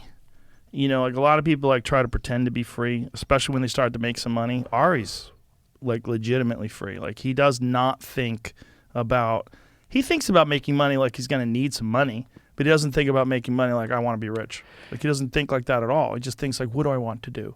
You know? Yeah, absolutely. It's funny because he has, you know, he does his stuff where there's social media trolling. And so people have the wrong idea of Ari a lot. They're like, this guy's just an asshole. And I'm like, he's actually like the most thoughtful person I know. He's a very nice guy. Yeah. There's a lot of our friends that are like that, they come off the wrong way, whether it's on stage or whether it's on social media, or you know, you see them in like little bits and pieces. You see them in little blips, and you get an idea of what you think they are.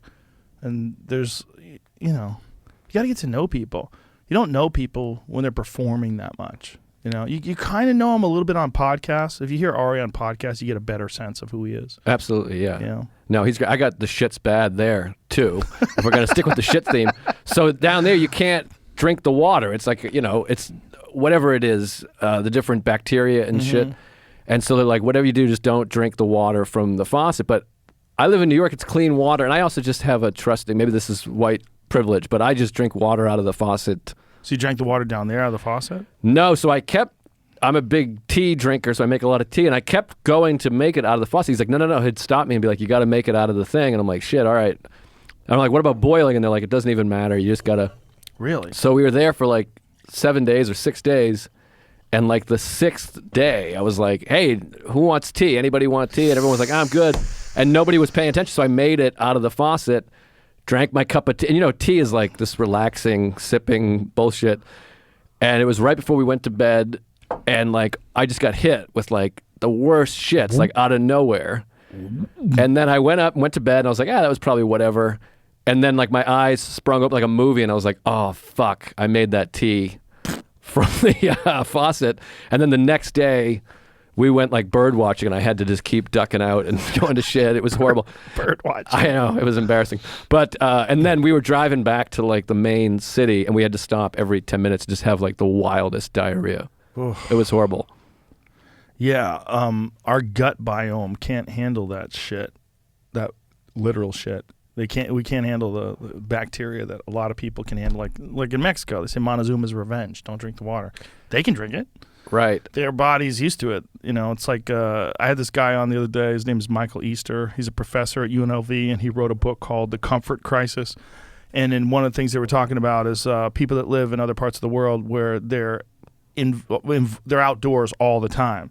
So they're always like touching dirt, and they're eating like animals that they killed and fish that they caught, and their gut biome is so different. So they tested like their shit versus our shit, and our shit is like processed foods, Purell, you know, cigarettes. Like there's nothing alive. Our gut biome's all whack.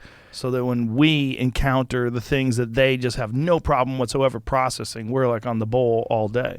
Yeah, a friend of mine was talking, this doctor, and he said even if you didn't drink the water, just like the food, there's just different types of bacteria that we're just not used to, even if you're just eating the regular or whatever. Oh yeah, for sure. Just touching things. You know, you get so much bacteria just from touching things. And then touching your mouth or touching your food, and then it gets in your mouth. Yeah. So, but it was amazing and fun and fucking beautiful. Have you started doing stand-up again in New York? Yeah, the cellar is open. It's back. I mean, it's a little bit weird because they're not full capacity, and there's like plastic dividers and shit. So it's like that's gonna help. It's a different kind of room. I mean, it's all theater. It's so like obvious. It is. And we're still doing the mic switch. You have to. Oh shit! I just ashed on your table. Sorry. Between each comic. Yeah, which does fuck up your momentum a little bit. Little That bit. weird exchange, and you can't get it in. So it's a little bizarre, but it's so nice to be back. Why don't and they we're just running switch sets. to wireless? And if they switch to wireless, they can spray them down in between each set. Oh, I don't know. Well, I think they're hoping that this is going to be. I heard Temporary. July 1st. It's like we're going to be all systems go in New York. I don't know. But we'll see. But yeah, it's back, and we're running spots, and it's fucking beautiful. It's magical. I think they're saying June 15th for California, but I don't know if that applies to performance. I think that is what they're talking about for other things. Yeah, I don't know. I got like so burnt out on news and COVID, all the shit that I just stopped. And I got vaccinated, and I feel good about it. And I'm done. I'm done. Did you have reading. any side effects? So the first shot, not really. My arm was sore, and then the second shot, which everyone was like, "That one's gonna fuck you up a little bit," whatever. I got the shot at like 10:30 in the morning, and my wife got it 4 hours later. And like 11:30 that night, I started to be like, I feel a little fucked up, like a little like a little bit like you feel at the end of the flu, like a little like woo, like kooky, and just a little funny, wacky. And I took like 2 Tylenol PM because I heard that you're gonna have muscle aches and all this shit.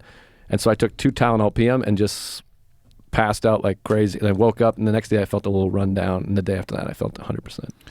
So which one did you get? The Pfizer? Moderna. Moderna? Yeah, the real shit. The real shit. That's the one that has the worst side effects, supposedly. Yeah, but I think, I don't know, for whatever reason, it didn't fuck me It's- up. I don't know if I'm healthy or what. It's different. People have different reactions. My parents had almost no reaction. They were like tired for a day, and they're in their 70s. Yeah, well, I heard the older you are, because the better your immune system, the more It you hits you. deal with, because your immune system's Fighting off. reacting or whatever. Yeah, that makes sense.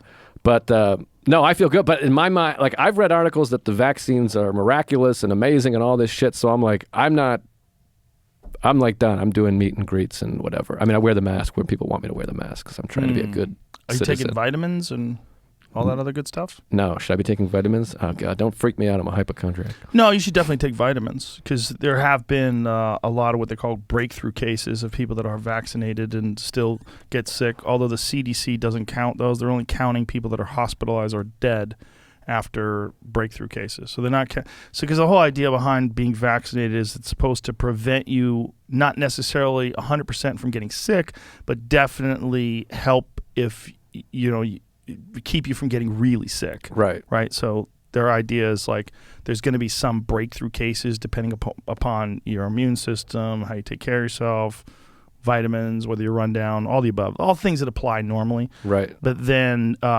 they're paying attention to people that are hospitalized. So they're only counting those. It's what they call breakthrough cases. I got you. Yeah. Yeah, I don't know. Hopefully I don't die, but I'm worried about You should take vitamins anyway. You should always be healthy. I never know. I'm like, some people vitamins, they're like, that's a waste, and some people it's Who great. are those people? I don't know. Vitamins are definitely not a waste. All right. I'll Take them take with some food. vitamins. It's a nice insurance policy.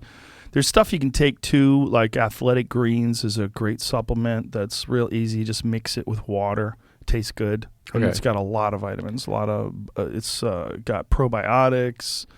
It's got a lot of good stuff in it. I try to do a big smoothie every day. Spinach, banana, blueberry, all that That's shit. good. That's Yeah, good. That's I try good. to be healthy-ish. There's some things you're not going to necessarily get the right amount of from food. Vitamin D is a big one of that. And that's it's a huge one for your immune system. Yeah. I was taking some vitamin D for a little bit. You should take that. All right. I'll take some vitamin D, some vitamin Dizzle. In one study, 84% of the people that were in the ICU with COVID were deficient in vitamin D, and only 4% had sufficient levels. That's what I heard that. It's a big one for your immune system. It's also a hormone. Vitamin D is actually a hormone that your body produces in the sun. Right. I get a good amount of sun. I exercise. Do you think I'm dying? I think I'm you're starting to good. freak out. Don't freak out. You're fine. I do a bit. I don't want to do bits on the show, but I do a joke about sometimes I don't have health insurance, so sometimes I'll just overhear people shitting in public, and then I'm like, "Oh, I'm fine." What like if you have norovirus if they have- spraying out yeah, from their it's asshole? norovirus, I could be collecting that. But Right. you know what I mean? Like sometimes you hear people and they're like, and I'm like, Yeah. "All right, well, I'm definitely healthier than that guy." You know what I mean? So I feel like I'm all right. Yeah, it's always relative, right? If you live in a nursing home, you're probably like, I'm fine compared to these fucks. Well, I think now I'm just getting my insecurities are coming out about my health. But I have to remind myself, I'm like, I don't smoke other than a cigar that I'm currently smoking right now. And I don't drink. I don't do drugs. I exercise. I'll be all right, right? I was reading this article about these folks that escaped from a nursing home. A couple escaped from a nursing home. A man and a woman, they got out. And then they were wandering around. They got them like a half hour later. But they had this elaborate way of getting out where they listened to the keypad, and they figured out what the number sequence was to unlock the door, and then they escaped. But like, should someone who's that clever be locked in a fucking house? And should you have the ability to tell them they can't go anywhere? Because the idea is like, if you really want them to be under 24-hour care and supervision and locked down like that where they can't go anywhere, shouldn't the idea be that they're compromised? Like, how compromised are they? Like, once they get in, is that it? Like, you can't, like, pass a test? You can't be like, hey, I used to be a little loopy, but now I'm pretty good. So good, in fact, that I listened to when the guard was punching in the numbers, and I figured out what those numbers are. So I think I can live on my own, and I don't like being here. I don't like you telling me when I have to eat and when I have to do other things, so let's get the fuck out of here. Yeah, I completely agree. I mean, that seems like a good test. If you can figure out your way out, you win. See if you can find that story, because it's a kind of interesting story. But it was a couple, like this fucking Bonnie and Clyde of the old folks home. They just said, we're getting out of here, Mabel. And anybody name their kid Mabel anymore? I don't think so. I don't know. Over, maybe. Right? I don't know. Karen's done, right? Yeah, that sucks. What a drop off. Yeah, no, Karen is out. I dated a girl named Karen. She was nice. Karen, I think of Goodfellas. Karen, not without your cockies, you're not. What did you do with my fucking Coke? Those code make me. What's that? Do you know where that was by any chance? No, I don't. If I hear something like that, I always assume it's New York. So it's like locking their family up. Those and codes they escape. They remind me of the bathroom at the cellar. You need the code to get downstairs. And Keith Robinson, you know Keith, right? Yeah. He's like one of the funniest guys ever. He likes to fuck with everyone. He gives people the wrong code. And he did it to me one time. I was a new comic. I wasn't even working there. And he was the only one at the table. And I was like, do you know the code? And he gave me the wrong code. And I just thought it was so funny because I'm trying to get down there. And I'm like, fuck. And I look like an idiot. But there wasn't even anyone else at the table. It was just for his own pleasure. And I'm like, that's a real comic who's fucking with young comics even when there's no audience. I worked at a theater once in Florida, and Wanda Sykes and Keith were there the show before me. What does it say? Tennessee. Elderly couple use Morse code to escape assisted living facility. Yeah, that's it. An elderly couple in Tennessee briefly escaped from a secure memory care unit at an assisted living facility earlier this year after cracking the code for the electronic door, according to a report on the incident. The unnamed couple have dementia and Alzheimer's disease, respectively. They successfully figured out the door code and walked out of the facility in Lebanon, Tennessee. They were found by a stranger about 30 minutes later and returned to the home. They were not harmed during the short excursion, which occurred on March 2nd. The man later explained that he had previously worked with Morse code in the military and had used that experience to decipher the code to open the door and leave, according to the report from the Tennessee Board for Licensing Healthcare Facilities. The facility in question has been fined $2,000 following the incident and has changed all the codes for its exits. How the fuck are they supposed to know that this guy's going to figure out the code by listening? Yeah, no. Why are you finding them, you assholes? That's impressive. I mean, I think that's great. Have you seen the movie The Father, the Anthony Hopkins movie? It's No. like a new movie. No, It's a new one? It's new, yeah. He won Best Actor, and it's pretty great. But it's about dementia. It's like kind of told through his perspective. It's pretty fucking great. There's a movie that I said I loved, and a lot of people are shitting on me for it, called I Care a Lot. That with that lady, my new favorite actress. What's her name again? Rosamund Pike. She's awesome. She plays the best psycho. She must be so wild in real life. Like, so she plays such a good psycho. But it's about a lady who scams people into these old folks care facilities and has them locked in and then profits off of them. And she has like this like huge roster of people that she's collecting money off of that she locks in these old folks' homes. And then once she gets them in there, she takes all their possessions and auctions them off. And what's his face from Game of Thrones? Peter Dinklage was in it. He's amazing too. I fucking loved it, but god damn, I heard a lot of people hated it. They're like, how high were you, Rogan? So mad. I didn't watch it. People are just mad. My wife watched Some it and people liked are. it. Yeah. Some people are mad. Do you think that is going to go away, this people are mad thing? Because it seems like people got more mad over the last year, and I attributed a lot of it to being locked down, not being able to go outside, not having their job anymore, not having the regular life that we're accustomed to. Yeah, I think that's part of it. I think also, I think a lot of this stuff has always been going on. It's just social media, you hear about it more. Because you always hear these stories in the 70s or whatever where the switchboard was lighting up and they got 300,000 calls, but you only hear, we got 300,000 calls, where now that you see the emails and the tweets and stuff, I think people have always been pretty angry, right? Maybe. I don't know. There's a little bit of that. There's also the squeaky wheels, right? It's like people have always been angry, but you don't hear from them because they didn't have social media.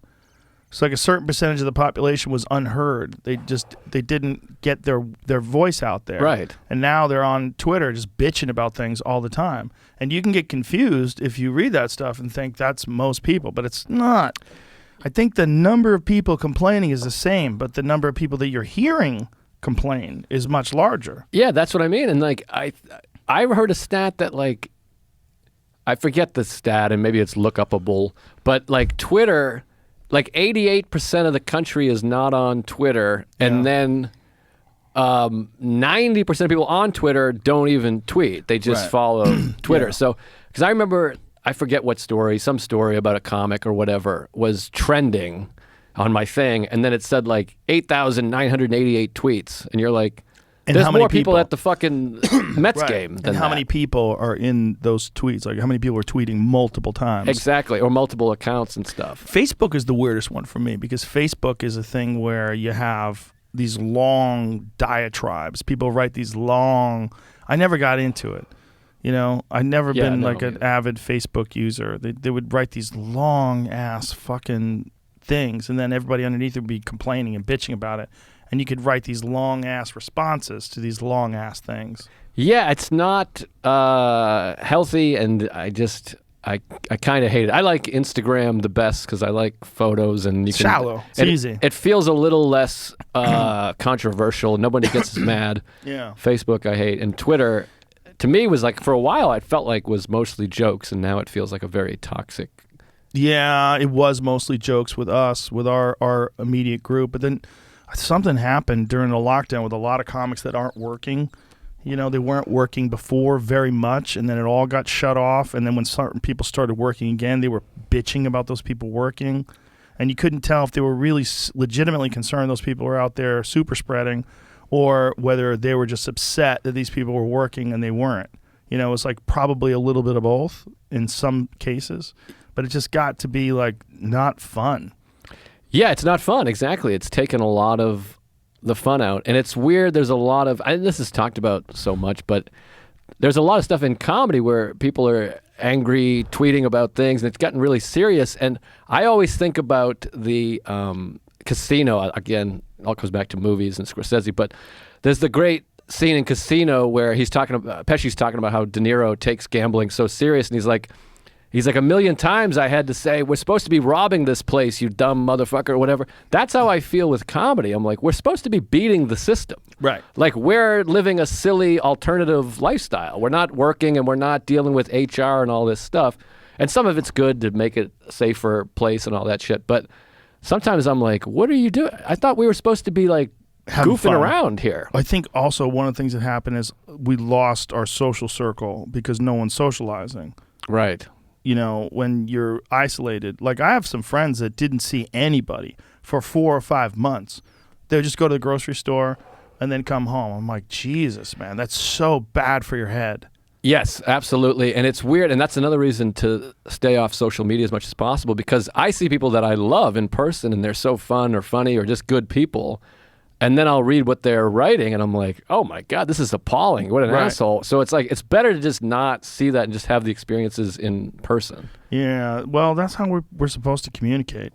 I think that's also one of the reasons why people like podcasts so much, because you're sitting down and you're just actually just talking to someone. Yeah. No, it's healthy. It's like, I listen to all these mental health podcasts and books and all this stuff. I'm What do really you into like? that shit. What do you like for a podcast, mental health podcast? 10% Happier with Dan Harris is Dan Harris. great. Yeah, and He's then a great guy. Yeah, and then I've Sam, had him on before. Yeah, and I think he was on with Sam Harris. No relation. Sam Harris is like my. I fucking love that guy, and his. I love him too. The Waking Up app is just like unbelievable and like Yeah. changed my whole life. That guy's like unbelievable. Yeah, to me. he's one of the smartest people I've ever met. And most logical thinking too.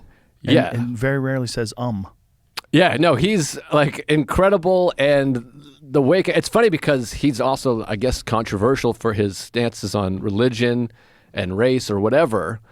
But I'm like, so I'll be like, I listen to the Waking Up podcast and meditation app, and I'm like, this guy's like my guru. And people are like, that guy's this and this, and I'm like, oh, I don't give a fuck about that. I'm talking about the meditation neuroscientist. Those part. people that say that guy is this, it's like people just love to put people in a category and be dismissive. It's just this reductionist perspective.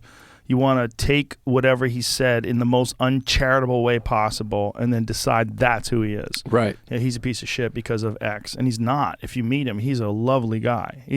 I love that guy. He's a really nice guy. Like a super sweet, very kind guy, was super open-minded, but he's also brave. Like he'll take a controversial stance on something if he feels like he's correct, whether it's on religion or whether it's on free will or a number of very controversial subjects. But it's because he's thought it through and he thinks it's worth arguing. Yeah.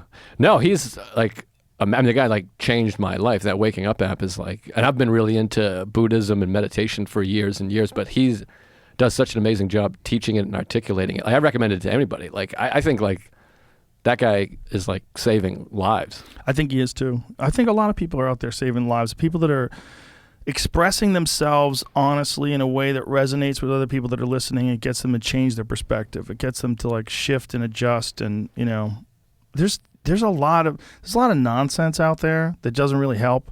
But then there's some things that fucking really help. You know, I've been real vocal about my love for this book, The 4 Agreements. Oh yeah, I know that book. Yeah, it's fucking great, man. And it's an easy read and it's so legit. I read the 5th Agreement, which is a little bit redundant, but it's a lot. There's a lot of good information in that too. And there's this extra agreement, which is be skeptical but verify. I think that's what it is. You know, which is be skeptical. Maybe that's it. Open-minded but verify. But those agreements, like, be impeccable with your word. If you just decide now, from now on. I mean, it's hard because you think about when you've been an idiot before, you said stupid shit before. Abandon that. Let it go. You did it. Right. It's not, you can't, no matter what you do, you can't fix the past. You can't. It's nothing you can do. You can't change it. You can't go back and rewind and I'm going to do it better this time. Like, there's a valuable lesson in fucking up. And this be impeccable with your word from here on out as much as you can. It's such a good fucking thing to think of. And then the other one, don't take things personally. That's Right. so good. It's so good. Those two alone will get you so far in this life, you know? Yeah, no, I love all that shit. The Happiness Lab is another. This woman, Lori Santos, is a great podcast. The And she Happiness has- Lab? Yeah, and she has, you know, scientists and all this stuff talking about things that make us happy and conversations, eye contact, nature, all these things are really helpful. But yeah, I'm really into like Jack Kornfield and Thich Nhat Hanh, these Buddhist meditation type people. Duncan Trussell's really into Jack Kornfield. Yeah, it's Duncan Trussell's somebody that people tweet all the time. Like, you guys should know each other because we're always talking about. Yeah, you the same should. How Kind of come you don't know shit. each other? I don't know. I think he's just in L.A. We just never bumped into each He's other. in North but- Carolina now. Oh, all He right. moved to Asheville. But I had a podcast. I still have a podcast called Mindful Metal Jacket, and I have people on to talk about this kind of stuff. And it's like it started with comics, and then I started to have like these like meditation teachers, Sharon Salzberg and Judd Brewer. Have you ever had him on, Judd Brewer? No. Oh, you should have him on. He's a doctor. He wrote this book called Unwinding Anxiety, and he's an amazing guy. I love Really the name. smart. Yeah, he's No, I love the name of yours. Mindful Metal Jacket. Yeah. Oh, thanks. I appreciate Mindful it. Metal Jacket is a great name. Yeah, I got a logo. It's from Full Metal Jacket, and it looks Yeah. like the helmet and stuff. That's awesome. Yeah. What does it say on the helmet? It says "Born to Worry" instead of born to Kill. No, thanks. I should mention podcast. By the way, everyone gave me shit because I was on the show before and I Right. never mentioned Tuesdays with Stories, my podcast with Mark. Look at Oh, that. there it is. Joe List, Mindful Metal Jacket. Boy, Yeah. boy. But people still must have gone to it anyway. even I though- think so, yeah. But it never came up, and I'm like, people are like, you're a fucking idiot. You just went on the biggest show and you didn't plug any of your shit. So What are you gonna do? I have a podcast. What are you gonna do? On Tuesdays with Stories with Mark, but everyone knows Mark now. Yeah, Norman is the shit. I love that guy. No, he's like the funniest guy. He's on the planet. he's so dedicated to comedy. you He's know? just pure funny. He can't Yeah. not Dedicated. be funny. Dedicated to the craft. No, He loves it. He's one of those guys that just is funny. He can't help it. It's hard to have any kind of conversation where even if he's Yeah. trying to talk serious, it's hilarious. Well, he'll talk serious, but he'll sprinkle in some nonsense. He'll sprinkle in some yucks. He's a pure comic, you know. But it's also like that's one of the things that I love about real comedy, like guys like him that are so dedicated to it, that are always fun to be around. First time I met him, we were hanging out, and then we went. I forget where it was. I want to say Atlanta. I forgot where it was, but we wound up all of us hanging out in the lobby of the hotel. You know those couches that nobody sits in. Mm-hmm. We were there like fucking 4:00 in the morning, just shooting the shit. And then I could tell right away. I'm like, all right, that's a real comic. Yeah, no, he's like the funniest person. Funniest person not from Boston. Where's he from? He's from New Orleans. Oh, that's right. That's a wacky place to grow up, huh? Oh yeah, I think he like grew up in the city. Yeah. Whew.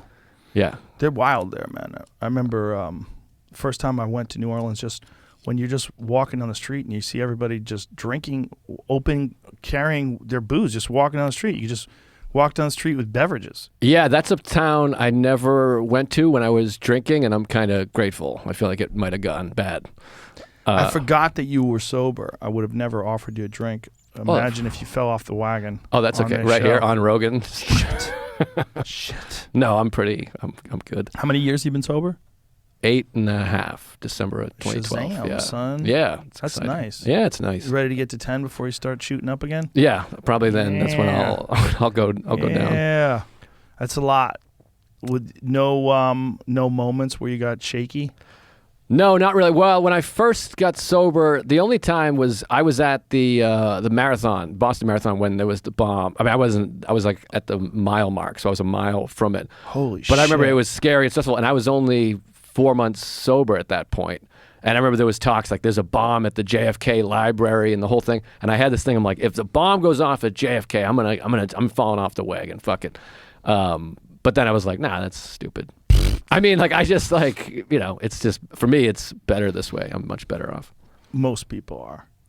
Yes. When you become a hardcore boozer, the problem is it's like I enjoy alcohol. I really do. It's a nice social lubricant. It helps you relax. It makes things silly sometimes. Sometimes you have like wild, fun thoughts when you're drunk, but it's also terrible for your health. Yeah. Oh, absolutely. Mental health, physical health, and I was not a guy. I never was able to be like, we'll have a beer. Right. I fucking. Off the charts. It's mind blowing to me. I still have the only times I feel like drinking, and not legitimately, but when I see someone like leave like half a beer, I'm like, what? What the fuck are you doing, dude? I want to finish it. Pot or anything like that? Did you ever get into that? I was smoked weed, but I was never a weed guy because I got anxious and just I hated myself. I feel like I missed this new thing of like, this weed is for when you're visiting your grandmother, and this weed is for fucking you're under the star. Like there's like specific weed.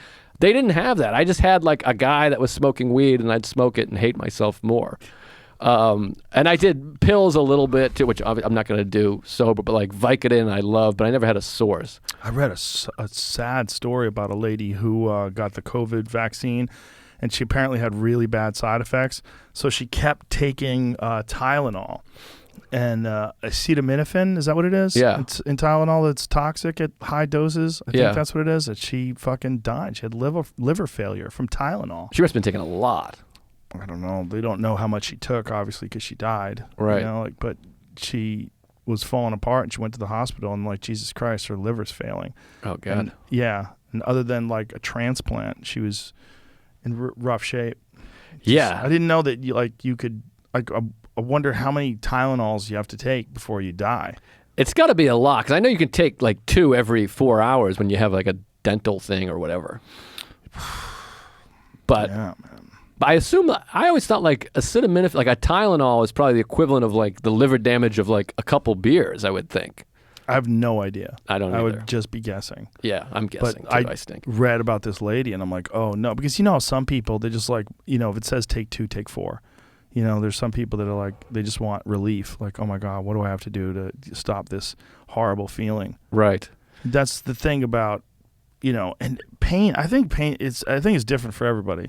Some people just can handle pain, and some people just cannot. And I don't know what they're experiencing. You know, it's like pain is like, it's like your taste buds. Like, why do some people like really spicy food and some people fucking hate it? Like, what are you experiencing? I don't know. I'm guessing. If you eat a jalapeno, I'm guessing. You know, I like spicy food. So when I eat spicy food and people are like, oh, I fucking hate spicy, I'm like, what is that to you? Yeah, that's fascinating to me. I mean, I feel that way going back to MMA. Like, my trainer will show me how to do a leg kick, and he's just showing me, and I'm like, that sucked. Yeah. And he's just going like, this is what you should do, and Just he lands touching it. you. Yeah, and I'm like, that's like the worst thing I've ever experienced. Yeah. That's why when I watch MMA now, which I'm new to watching the sport, I'm like, I don't understand. I ask him, like, how does that not end the fucking fight when one of those leg kicks? But I guess it's just pain, and you deal with it or fight through it, whatever. I guess whatever the fuck, adrenaline, dopamines are running, whatever. It's conditioning too. In adults, a minimum toxic dose of acetaminophen is a single ingestion of 7.5 to 10 grams.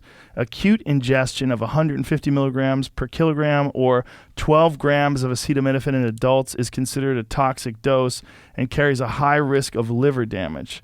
What is that, though? So 4,000 milligrams is the recommended daily dose. So what is one Tylenol? And one is usually around 200 to 400. There may be some that you can get that are 600 or 800, I think, but usually it's 200 to 400, I think, from my memory. So 7.5 is 7,000. Right? That's grams, though? Right, but that's what I'm saying. Yeah. Milligrams to grams is 1,000, right? I believe so. That's where I'm like, Grams? in my head, I'm not. So she took a lot of fucking She hammered Tylenol. it. Yeah. But also, like, maybe she was tiny, too. Right.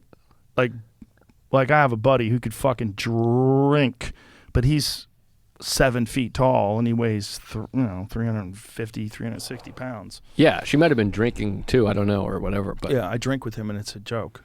It's like, I gotta stop. You keep going. I can't. well, there's all those like Andre the Giant stories. Oh, yeah. You ever watch? I mean, some of those stories are insane. Like gallons of vodka. Well, for him, my hands are way smaller in sense of like this cup. Like he would have like a tall boy and it would disappear in his hand. It would be much smaller in his hand than this little tiny, what is this, like a 6-ounce cup is. Right. He was so big. I heard the story. My favorite fucking story ever is, I think Rob Reiner told it in that HBO doc where Andre would have these crazy farts, and he had a fart that was 17 seconds long, which is the funniest thing I've ever.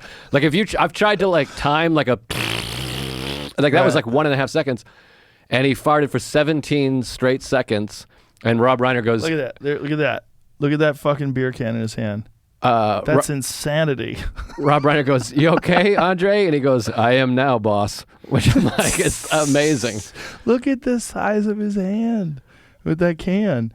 I heard a story that, and this might be a wives' tale. Those dumb wives are always. Take that picture full of with shit. him and that lady by the bar. Look at how big he is. Yeah, she could fit inside of him. He could eat her. I heard a story that he could put a hard-boiled egg through his ring, like a ring that he wore on his hand. He could push like an egg through it. That doesn't seem to be real. It doesn't seem to be real, but that sounds it's a like fun story. A great story. When we had Dallas Diamond Page on the podcast, he was talking about the time that he drove. Was it Dallas Diamond Page or Jake the Snake that talked about driving him around? I don't remember. I don't know. Shit. We've had 3 WWE legends on this podcast, sir. Who's the third? The Undertaker. Oh, fun. Yeah, Texas resident, lives near here. Yeah, I think it was Jake the Snake too. He drove him around. He was just talking about the insane quantity of beer that the guy drank. It's wild.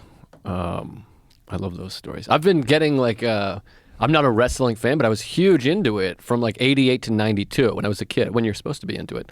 And that was like the heyday. Mm-hmm. And now as an adult, I'm going back and watching all those old videos because it's fun to watch things that you watched as a kid. Yeah. And now I'm so fascinated with all like the behind the scenes of how it works and the improvisation. I said that weird. Improvisation. Yeah, good job. Yeah, I want to amend that. But it's so fascinating to me, all those guys. And don't you want to just, it's such a fascinating industry. I want to know everything about all that shit. You know, what I'm always fascinated by is their tolerance for pain. You know, knowing the kind of pain that I'm in just from like regular working out and what those guys are like. Just jiu-jitsu is easy compared to pro wrestling. Because pro wrestling, they're fucking lifting each other and slamming each other, and they're doing it on the road multiple nights a week. Right. So they're on the road like hundreds of days a year. They're performing, and they're throwing each other and slamming each other, and they're always in agony.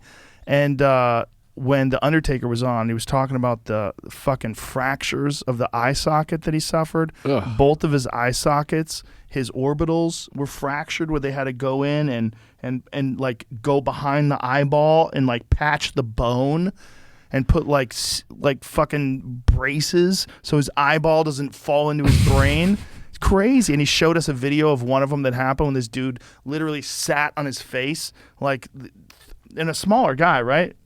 Rey Mysterio, right? Oh, yeah, he's a little guy. Yeah, but landed on his fucking eyeballs and it fractured his eyeballs. Yeah, I don't like that at all. Twice it's happened to him. So he's had 2 eyeballs caved in. And to this day, like, he has like blind spots where you can only look so far left and right, and he'll like, won't be able to see. But those guys have insane tolerance for pain. Just insane. And they're always in agony. They're always hurt, and all of them when they get older, they're getting hip replacements and knee replacements and disc replacements and fusions, and that's why Diamond Dallas Page invented his DDP yoga. Right. Yeah, Dallas decided, look, I've got to figure out a way to be healthy so I can keep doing this, and he got super into yoga and flexibility and core strength, and now he works with a lot. He actually worked with Jake the Snake. He works with a lot of former pro wrestlers and helps them get sober, and then helps them rehabilitate their body through his program. Yeah, no, that shit is just wild. I mean, just watching, and then there's like wrestling botches. You follow that on Instagram? I think it's Wrestle Botch. No. Or Wrestling Botch. It's unbelievable. I don't know how I found it. When they make mistakes? Yeah, it's pretty amazing. There's some like hilarious stuff, but some of it's like ugly. I think it's like at Wrestle Botch or Wrestling Botch. And it's all just these videos. That's it. Yeah. I mean, some of them are pretty amazing. But some of them are just fucking horrifying. Oh. What happened there? I don't know. Thought his arm is broken. Oh. There's a few in there. I don't know which ones are like great, but Is he actually out cold? Yeah, it looks like he's knocked out, yeah. oh shit. Show that again. What the fuck happened? He can't breathe. It looks like That's the giant. he stood up and he hit him. Oh, he caught him. He hit him He right in actually the did hit fucking him button. on the chin. Holy shit. Wow. Well, a lot of these dudes also, you got to realize, like, they're getting concussions all the time. And when you get hit and you get a concussion, it's easier for you to get knocked out afterwards, like for, a period of time, whether it's months or weeks. After you get knocked out, it's really easy to get knocked out again. We've had that happen with guys in the UFC that fought and got knocked out, and it looks crazy. Like, it looks like it doesn't make any sense. Like, how'd they get knocked out so easy? And it was because they had get knocked out in training. Like, here's a good example. Travis Lutter versus Marvin Eastman. Travis Lutter, guy who was on the podcast recently with Kevin Holland, who's he won the Ultimate Fighter, like super legit jiu-jitsu badass, and he hit this guy with a punch, and it was a decent punch, but he caught him like at the very end of the punch, and Marvin Eastman just went out cold, and it was weird. So there's Travis. Which one's Travis? Travis is the white guy. And Marvin Eastman was a beast too, man. So he catches him with this punch, and the end of the punch. But it turned out that Marvin had gotten KO'd in training not once but twice. And let's see if It's right here. is that it? The It's videos close. showed it right here, It's close. so- He caught him like right at the end of the punch. Here it is, right here. See that? Boom, out cold. Like, it's a good punch, but it kind of didn't make sense. Let's show it again. Because he kind of caught him at the very end of the punch, too. Weird. Yeah, weird, right? But it was because Marvin had gotten KO'd in training, and so like he was more susceptible. And that happens also to fighters as they get older in their career. You see them get hit, they get knocked out way easier. That's a weird thing with fighting to me, that because you can't really control that, right? I mean, if somebody, you can obviously avoid the punch, but if somebody hits you clean, you're knocked out or not knocked out. That's not even up to you, is it? Well, it's definitely not. If you get hit on the chin, like there's guys who just get caught. They just get caught and they get KO'd. It happens. Fascinating to me. That's the part of that sport. I was late coming to the sport. It wasn't until I started training that I became interested in it, but that's the part I still struggle with. I watched the fight. I don't know any of the guys, but there was like a spinning elbow to the temple, and the guy just fucking went down. Yuri Prohaska, he's a fucking monster. He's a nightmare, that guy. But it's unsettling to watch somebody get like clean knocked. I prefer the jujitsu of like, I'm tapping now. Oh yeah, Thank for you. Sure. Yeah, for sure. That's easier to tolerate. That was a rough one because Prohaska is a fucking monster. Like he never stops. And the guy he fought, Dominic Reyes, is world class. He's a guy who went 5 hard rounds with John Jones, and he's one of the best guys in the division for sure. And he caught Prohaska a couple times with good shots, but Prohaska just never stopped coming at him, never stopped kicking him and punching him. And just like with his weird style where his hands are down and he moves around a lot, admits he was knocked out during the Dominic Reyes fight. Yeah, he got clipped with a really, really good straight left hand. He got his legs wobbled and he was in real trouble, but he survived and then knocked him out later in the round. But that spinning elbow that he knocked him out with is fucking nasty. It was perfect too. He threw a right elbow and then to set up spinning with the left one, and he caught him perfect and put him out cold. Yeah, it's Have you ever been knocked out before? No. I mean, I've been choked out a whole bunch of times training. Probably I tapped out. But you went out cold? No. Oh, I just tapped. I was, yeah, sorry. I've never been choked out unconscious, and I've never been knocked unconscious. I got hit in the head when I was a kid with this thing that they used to use to lift up sewer pipes. It fell and hit my head. I still have this nasty, I have my hair transplant scar, but I also have this nasty scar above it where I got cracked, and the whole world went like this. And I like grayed out. Like I didn't go completely unconscious, but that was probably the worst I'd ever been hit in my life because it was a big chunk of steel that hit me in the head. And I'm just lucky that I survived. It could have, like the way it hit me, it kind of like grazed my head. If I was in this position instead of this position, it might have just crushed my skull. Like I don't know. I don't remember because they rushed me to the hospital. I was like, I guess I was 13 or 14. I'm trying to remember how old I was.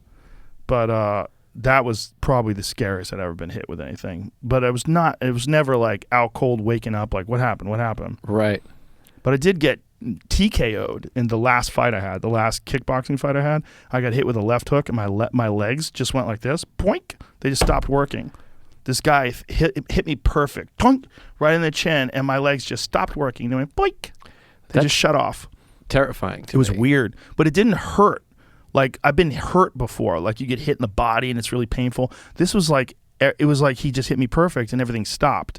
And then I got up and then he swarmed me and he hit with another couple good shots and an uppercut and dropped me again. And then the referee mercifully stopped the fight. But I was never unconscious. But it was just weird that my legs stopped working. Like they just went I was standing in front of him and he hit me and everything just went. Like it just gives out. It's terrifying. I mean, training with my buddy Diego, just doing we're doing some leg exercises where I was jumping for plyometrics or some 60 shit? seconds straight. Like these kind of climb where you go to one knee, a second knee, and back up, but stay low, and then sort of these jumps. And I started laughing because my legs just gave out. I was like, I can't do this any longer. And he's like, no, that's good. You gassed out or whatever. But it's just wild. I can't imagine what it's like to have your brain just shut down. I guess I had it drinking, where your brain's just like. Yeah, but my brain was still there. That's what was weird. My legs just stopped working. This cigar became like a magic trick. I can't pull Light it it anymore. again? I'm like I'm going to relight it, but I'm sticking a pen in there. All of a sudden, I couldn't pull off it anymore. It's tight. I think it's tight in here. Is it? I feel like if Bobby sees this, he's going to be like, you fucking Oh, loser. he's one of those guys that like knows a lot. Yeah, you got to do it like this, kid. Dude. He knows a lot about cigars, right? Oh yeah, he's a cigar guy. We smoke a lot. It's fun. Have you Cigar- had Bobby on? You should have Bobby on. I would He's love the to have best. Bobby on. He's like the funniest guy. He kills like Regan killed. Bobby kills like the hardest of He's a the funny New York guy. comics. It's insane. I've known Bobby for 30 years. Yeah, he's Yeah, like we an started urban out act. together. I mean, he fucking like blows the room apart. It's He's insane. a funny dude, man. He's always been a funny guy. So funny. I knew him Great when he guy. was young and thin and handsome.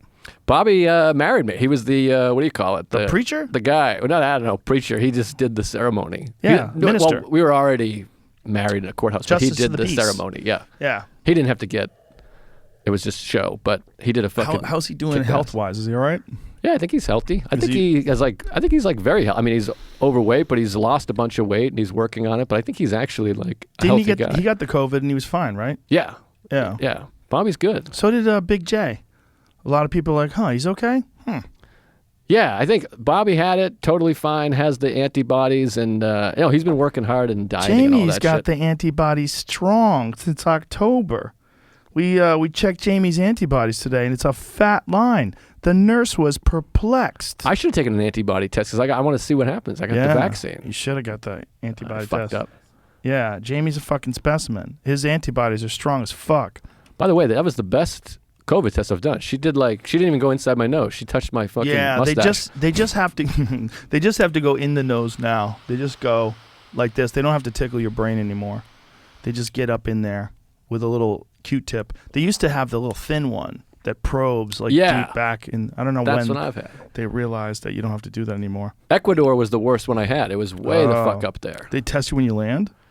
No, I thought they were gonna. They just what did they do? They check your temperature, but you have to get a test to leave to get on the plane back to the States or whatever. How the fuck does Ari choose Ecuador?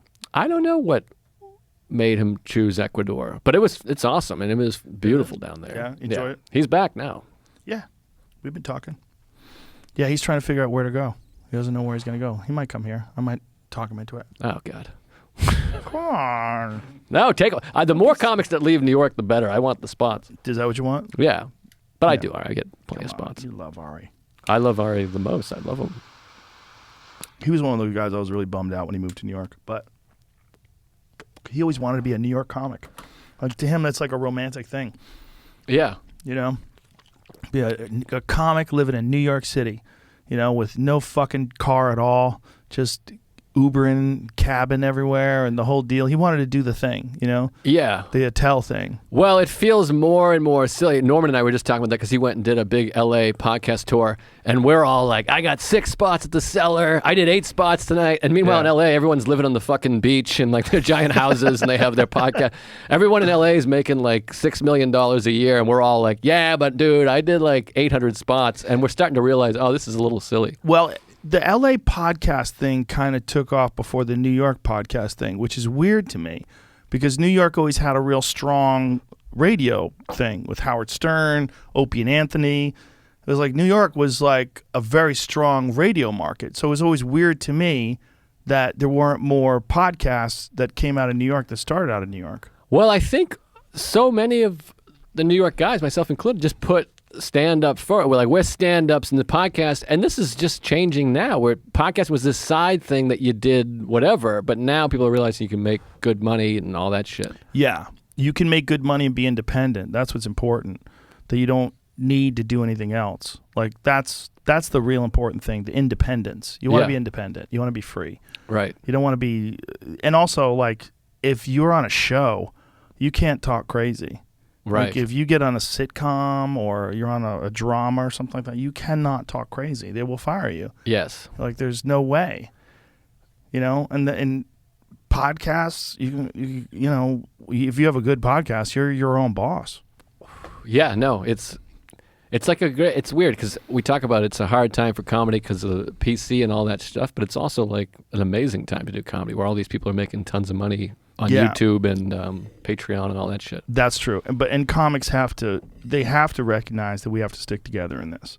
That is very important because comics as a whole they tend to be individualists and they tend to be, you know, they look out for themselves first. And that was always the case when there was television jobs. And I always said that, like, especially in LA, It was like it fostered that kind of thinking because there was only a few slots, right? Like if you were going to get on a sitcom, there was only a few sitcoms, right? So it was only like if it was you and me and we're both auditioning for the same part, I'd hope you get sick, you know?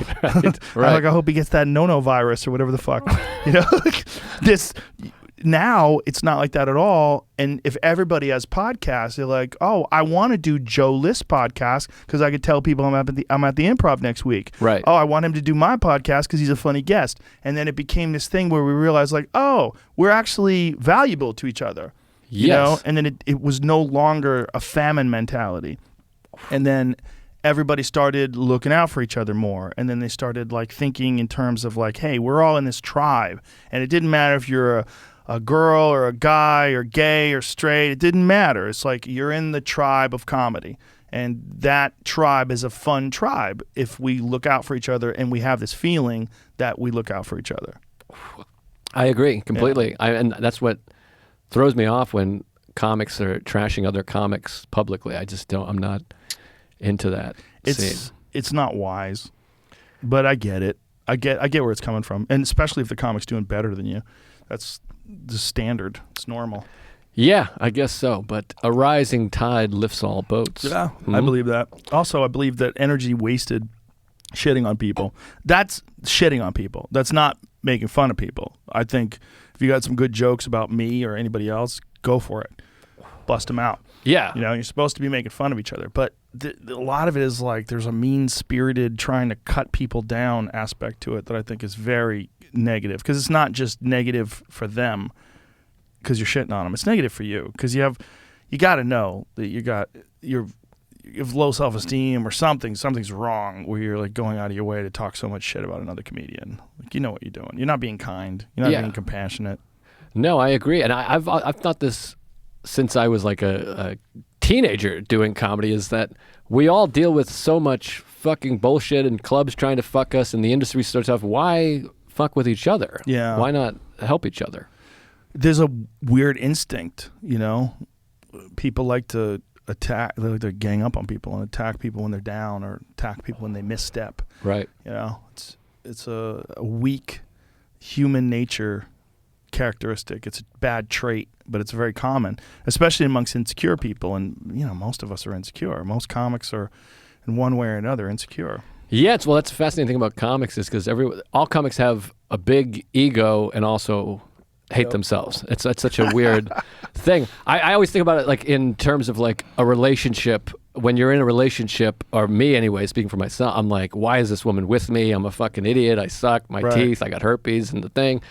And then if they break up with you, you're like, yeah, good luck finding someone better than me, you fucking idiot. Like, and that's how I feel with comedy. I'm like, I suck. I'm a fucking hack. I'm a piece of shit.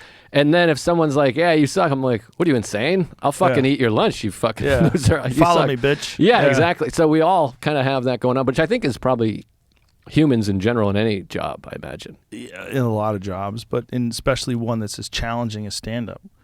Because it requires you to be the writer, the director, the producer. It's all coming from your mind, your perspective, and then you have to perform it. Right. You're not just putting it together, you have to go up there and do it. You have to execute, and then you can't stumble. You can't fuck up any of the words. Right. Just think about all the shows you do, and you can't fuck up any of the words. Right. And if you do it, even if they know what you said, the rhythm is off because you fucked up a word, and then they won't laugh. Like something that would kill now is not funny at all. Yeah, Seinfeld's so good with the metaphors and analogies and shit, but he's like, a punchline is like an open door on a moving train. Once it passes, you can't, it's gone now. I'll have that sometimes where you fuck up a joke and the audience is like, just do it, just finish it. And you're like, no, it's 3 cars gone. I can't. We missed it. That is a funny line. That's a great way of putting it. An open door on a moving train. That's perfect. Oh, he's the best at talking comedy, the analogies and all that. Hicks shit. would talk about that too, that you just got to let it go. You can't go back and try to recreate a moment and redo it. You know, you can't do that. No, it's hard. And sometimes you see comics, and I've done it, we've all done it, like try to make a bit out of something that happened in real time, like off the cuff, and then you're like, oh, that was such a big laugh. Maybe I can harvest that. And then you try it, and you're like, no. Or even worse, there's a moment that happens, and you think you got a line, but there's like a couple extra words, blah, Yeah. and you're like, shit, there was something there. Like, but I just fucking completely whiffed it. Yeah, I blew it. I mean, that happens on podcasts all the time All where the you're time. trying to like, oh, I got one locked and loaded and it just stinks. Yeah, live podcasts, especially if you do a live podcast in front of an audience and you take a swing, you go, "Gee." I mean, no, it's the worst. I mean, there's nothing worse than a fucking bomb like that. Yeah, I've but had don't plenty. those bombs are the things that motivate you to get back on the horse and get better.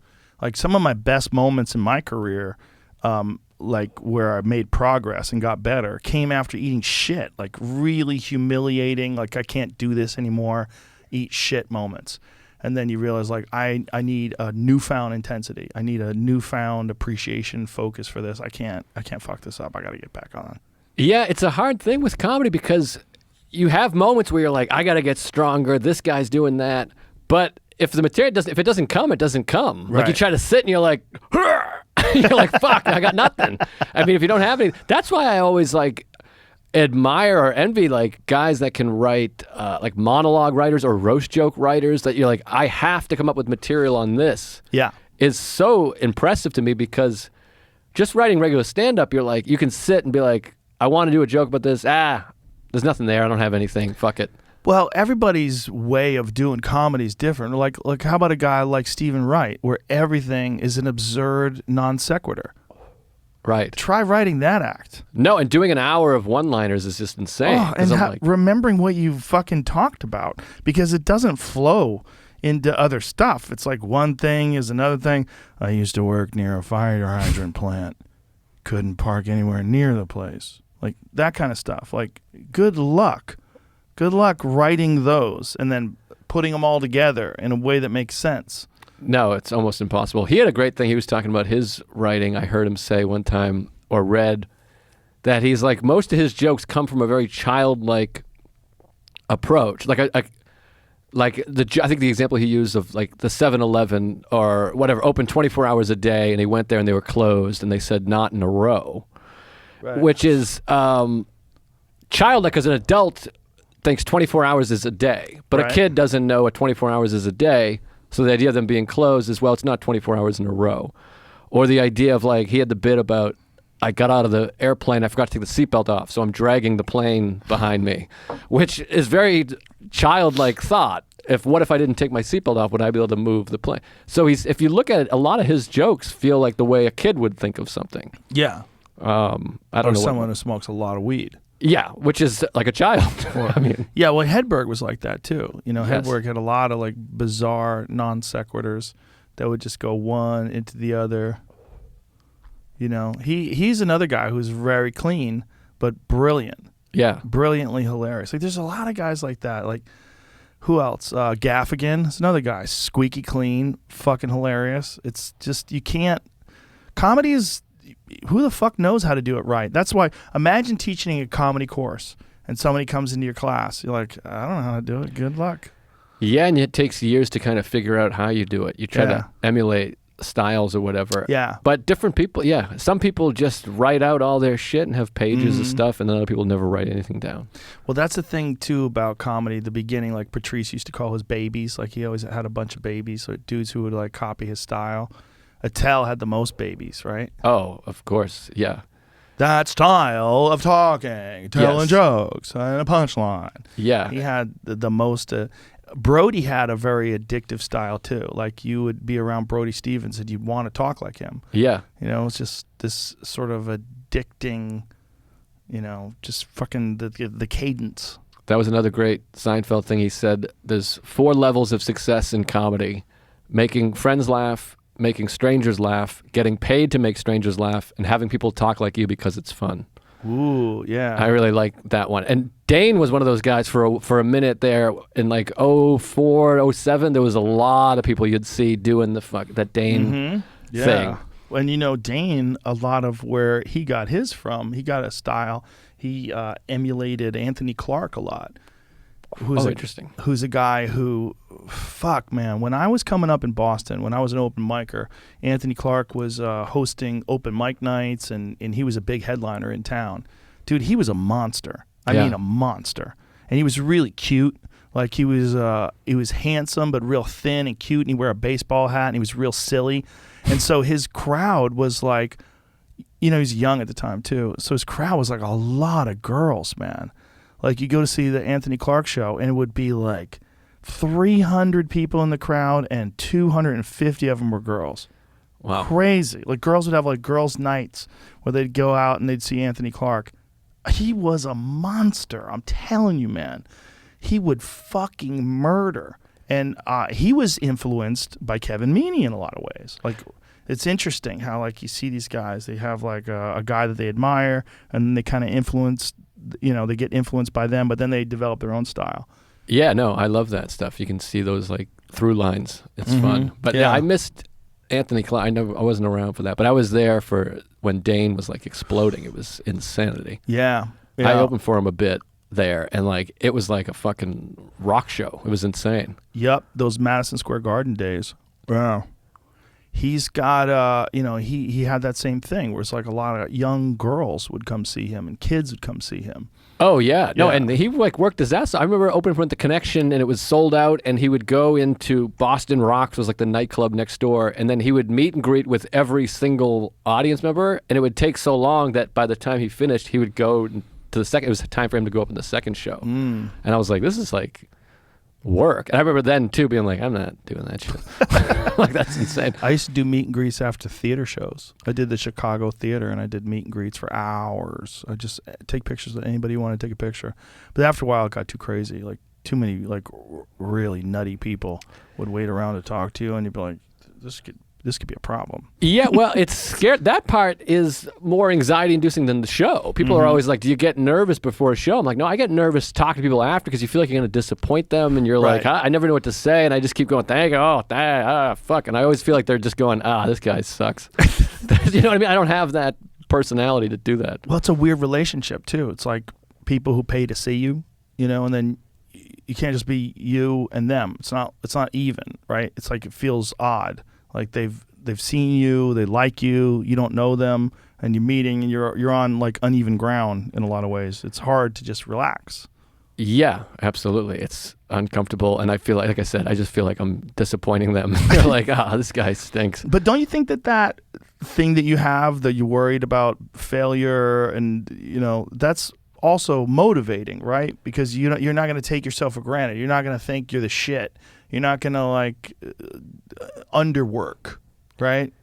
Yeah, no, I think so. Absolutely. I'm like, well, I always feel like personally, I'm like, I gotta have good jokes because I'm not an exciting guy to fucking, I'm not going to be like we talked about Mark, who's just so funny all the time. Yeah. And he's just, people love that comedy. thing. Yeah, exactly. Yeah. And I have it a lot where, Mark and I do a podcast together. So I'll go to a town after he was there and like, do you want to run to the open mic? Mark came and I was like, no, I'm going home. I want to go watch the fucking Sox game and go to bed. So he would do a set and then run to an open mic as well. Yeah, he's like an ad. He loves it. He runs around and he'll go to the bar with everybody and tell stories. And I'm like, no, I exerted all my energy already. I'm ready for bed. That's Kreischer. A perfect example. He'll go afterwards and party with everybody. He'll tell people where he's going, and they'll all meet him there, and they'll all have their shirts off, and they all sweat on each other. No, that's my worst nightmare. I'm like, I put together this 45 minutes of entertainment that I think is really strong,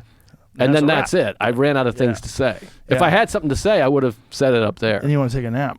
Yes. Just relax. Or just be home and like read. I stink. Yeah. I've been around too long. I'm like an old soul. I started when I was 18. I guess maybe that's part of it. Did you really start when you were 18? Yeah. So I'm 20 years in, which is weird. Wow. Yeah. Where were you when you started? I started in Boston in 2000. Which club did you start at? There was an open mic this place called Chops Lounge, which was like a true open mic. It's next to Fenway, but now that area is like so built, you wouldn't even recognize it. I don't know when the last time you've been in that area. What's it like? It's like, there's like high-rise buildings there. It's very hip and cool. Like, you can't even see the ballpark now because there's all these, it's really fancy and, fancy beer places and shit. It's like a different place. Oh. But so the Comedy Connection was kind of the first club. That became my home Faneuil Hall? club. Yeah. And I opened for, DePaulo and Attell and all those guys. And that was like my home. So in 2000, there was still a good scene coming out of there? I think so. I mean, it was definitely post boom or whatever, and it was sort of dipping. But it's so interesting because, you know, I came up with all the same guys. You started in Boston, right? Like all the same guys with you. Like I'm close with Louis, and we have the same beginnings because all those same guys are there. Like we have the same experiences with Mike Donovan and Don Gavin and Tony V, all those guys that are amazing comics. Yeah. So it's funny because we started 15 years apart, but started with all the same guys. So it was a good local scene, and there was a lot of shows there. Well, the local headliners were at such a high level. No, they're unbelievable. I mean, they're still. I listened to Gav when he was on. It was fun. I mean, those guys, like Mike Donovan. You know Mike Donovan? Sure. To me, he's like the funniest guy ever. Like He's amazing. He's like unbelievably funny. He's the first guy who told me to tape all my sets. Yeah, he still tapes all his sets. He'll still listen to them. But he probably uses a fucking tape recorder. It's literally. I mean, I haven't seen him in probably 10 or 15 years, but he would have like a Walkman with like the metal fucking thing listening to it, and. No, he's like, I have a great Mike Donovan story. You know, he's a nutty guy and just brilliantly funny. But I was doing a gig at BC High, and it was like, I think it was like the sons and it was a fathers and sons thing. It was like 500 people and all the priests and everything. And it was in this huge gymnasium, and I got there early with a comic named Jim Colladin, who's a funny guy too. Probably started after you were there. But we were like killing time because like we're starting late. And we walked to the other side of the basketball court. It was like divided. And there was these kids playing full court basketball. And we're like, oh, we'll sit here and watch these kids play basketball, whatever. We're just killing time. And we're watching for a little bit. And we realize Donovan is on the court with the kids. He's got like slacks and a fucking collared shirt. And he's running the floor, playing full court basketball, like posting these kids up. And we're like, what the fuck? And he comes up after and he's all sweaty and disheveled. And he's like, these fucking kids are calling me old school. I'll show you old school. I'll fucking elbow you under the boards. How about that? And he's like really playing basketball.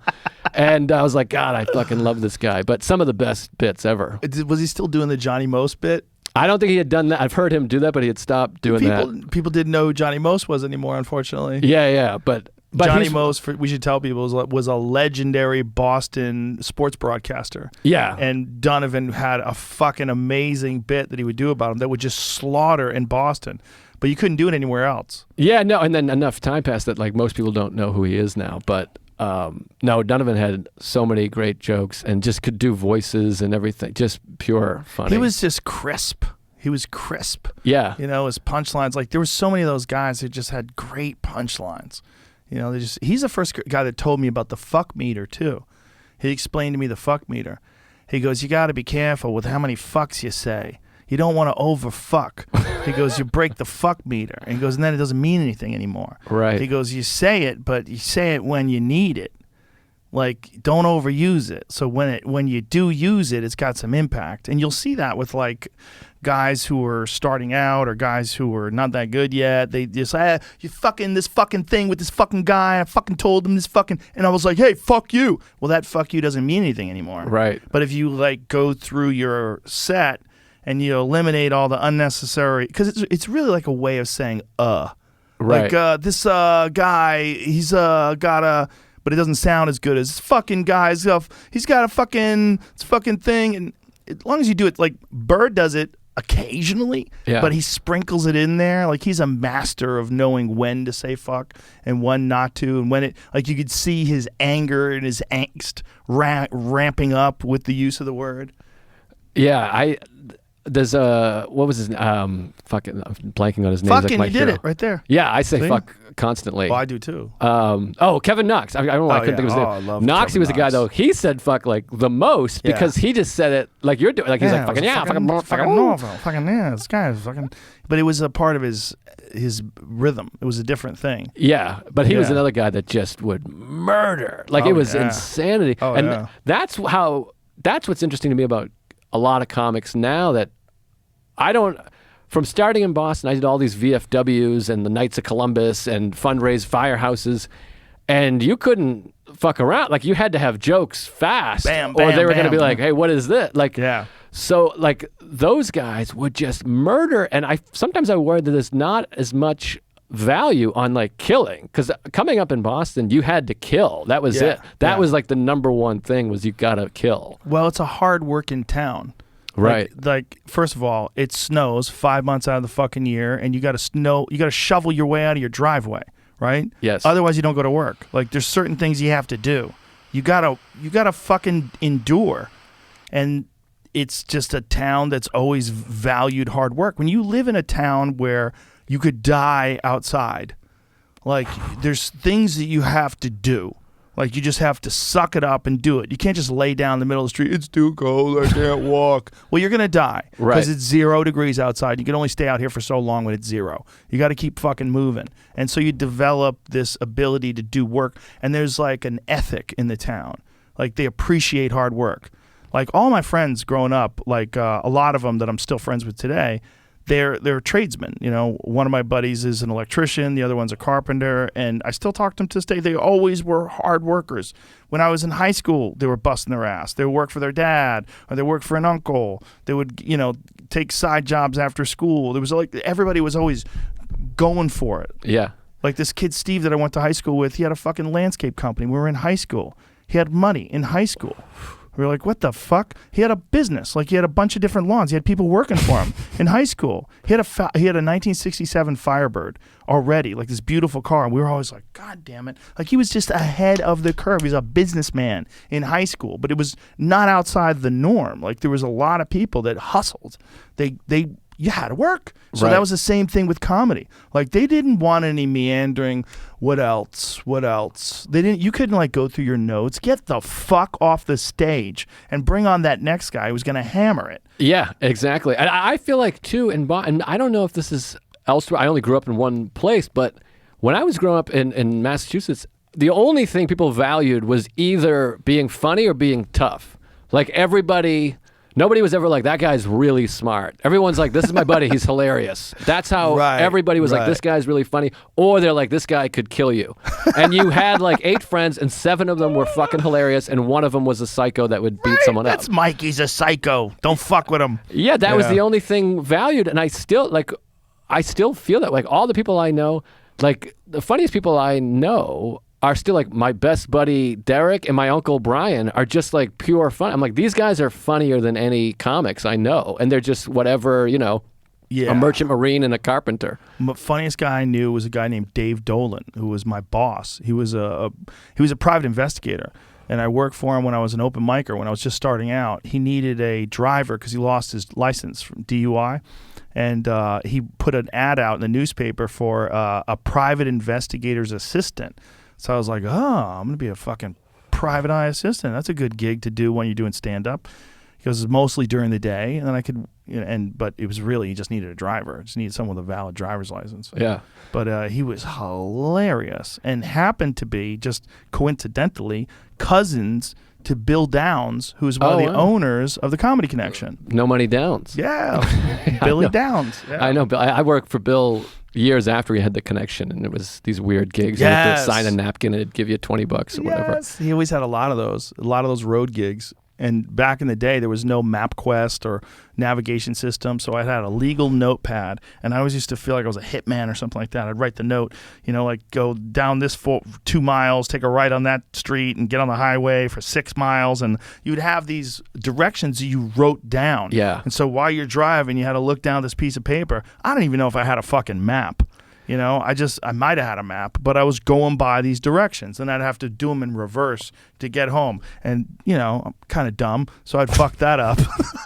Get lost in the woods somewhere in New Hampshire. Yeah, I remember those gigs, like a lot of those gigs. And when I started, there was a few gigs like that. It would be like 4 sets of lights, make left at 7-Eleven or whatever. Yeah. But then we had MapQuest where you could print it at home. You had your desktop. Yes. And I had like stacks of papers everywhere with footprints on them in my car, because you'd be driving with a piece of paper going, all right, this is it. And you'd have to pull over and use a phone somewhere. Yeah, I had a box filled with those legal notebook papers, which like, this fucking the 99 in Saugus.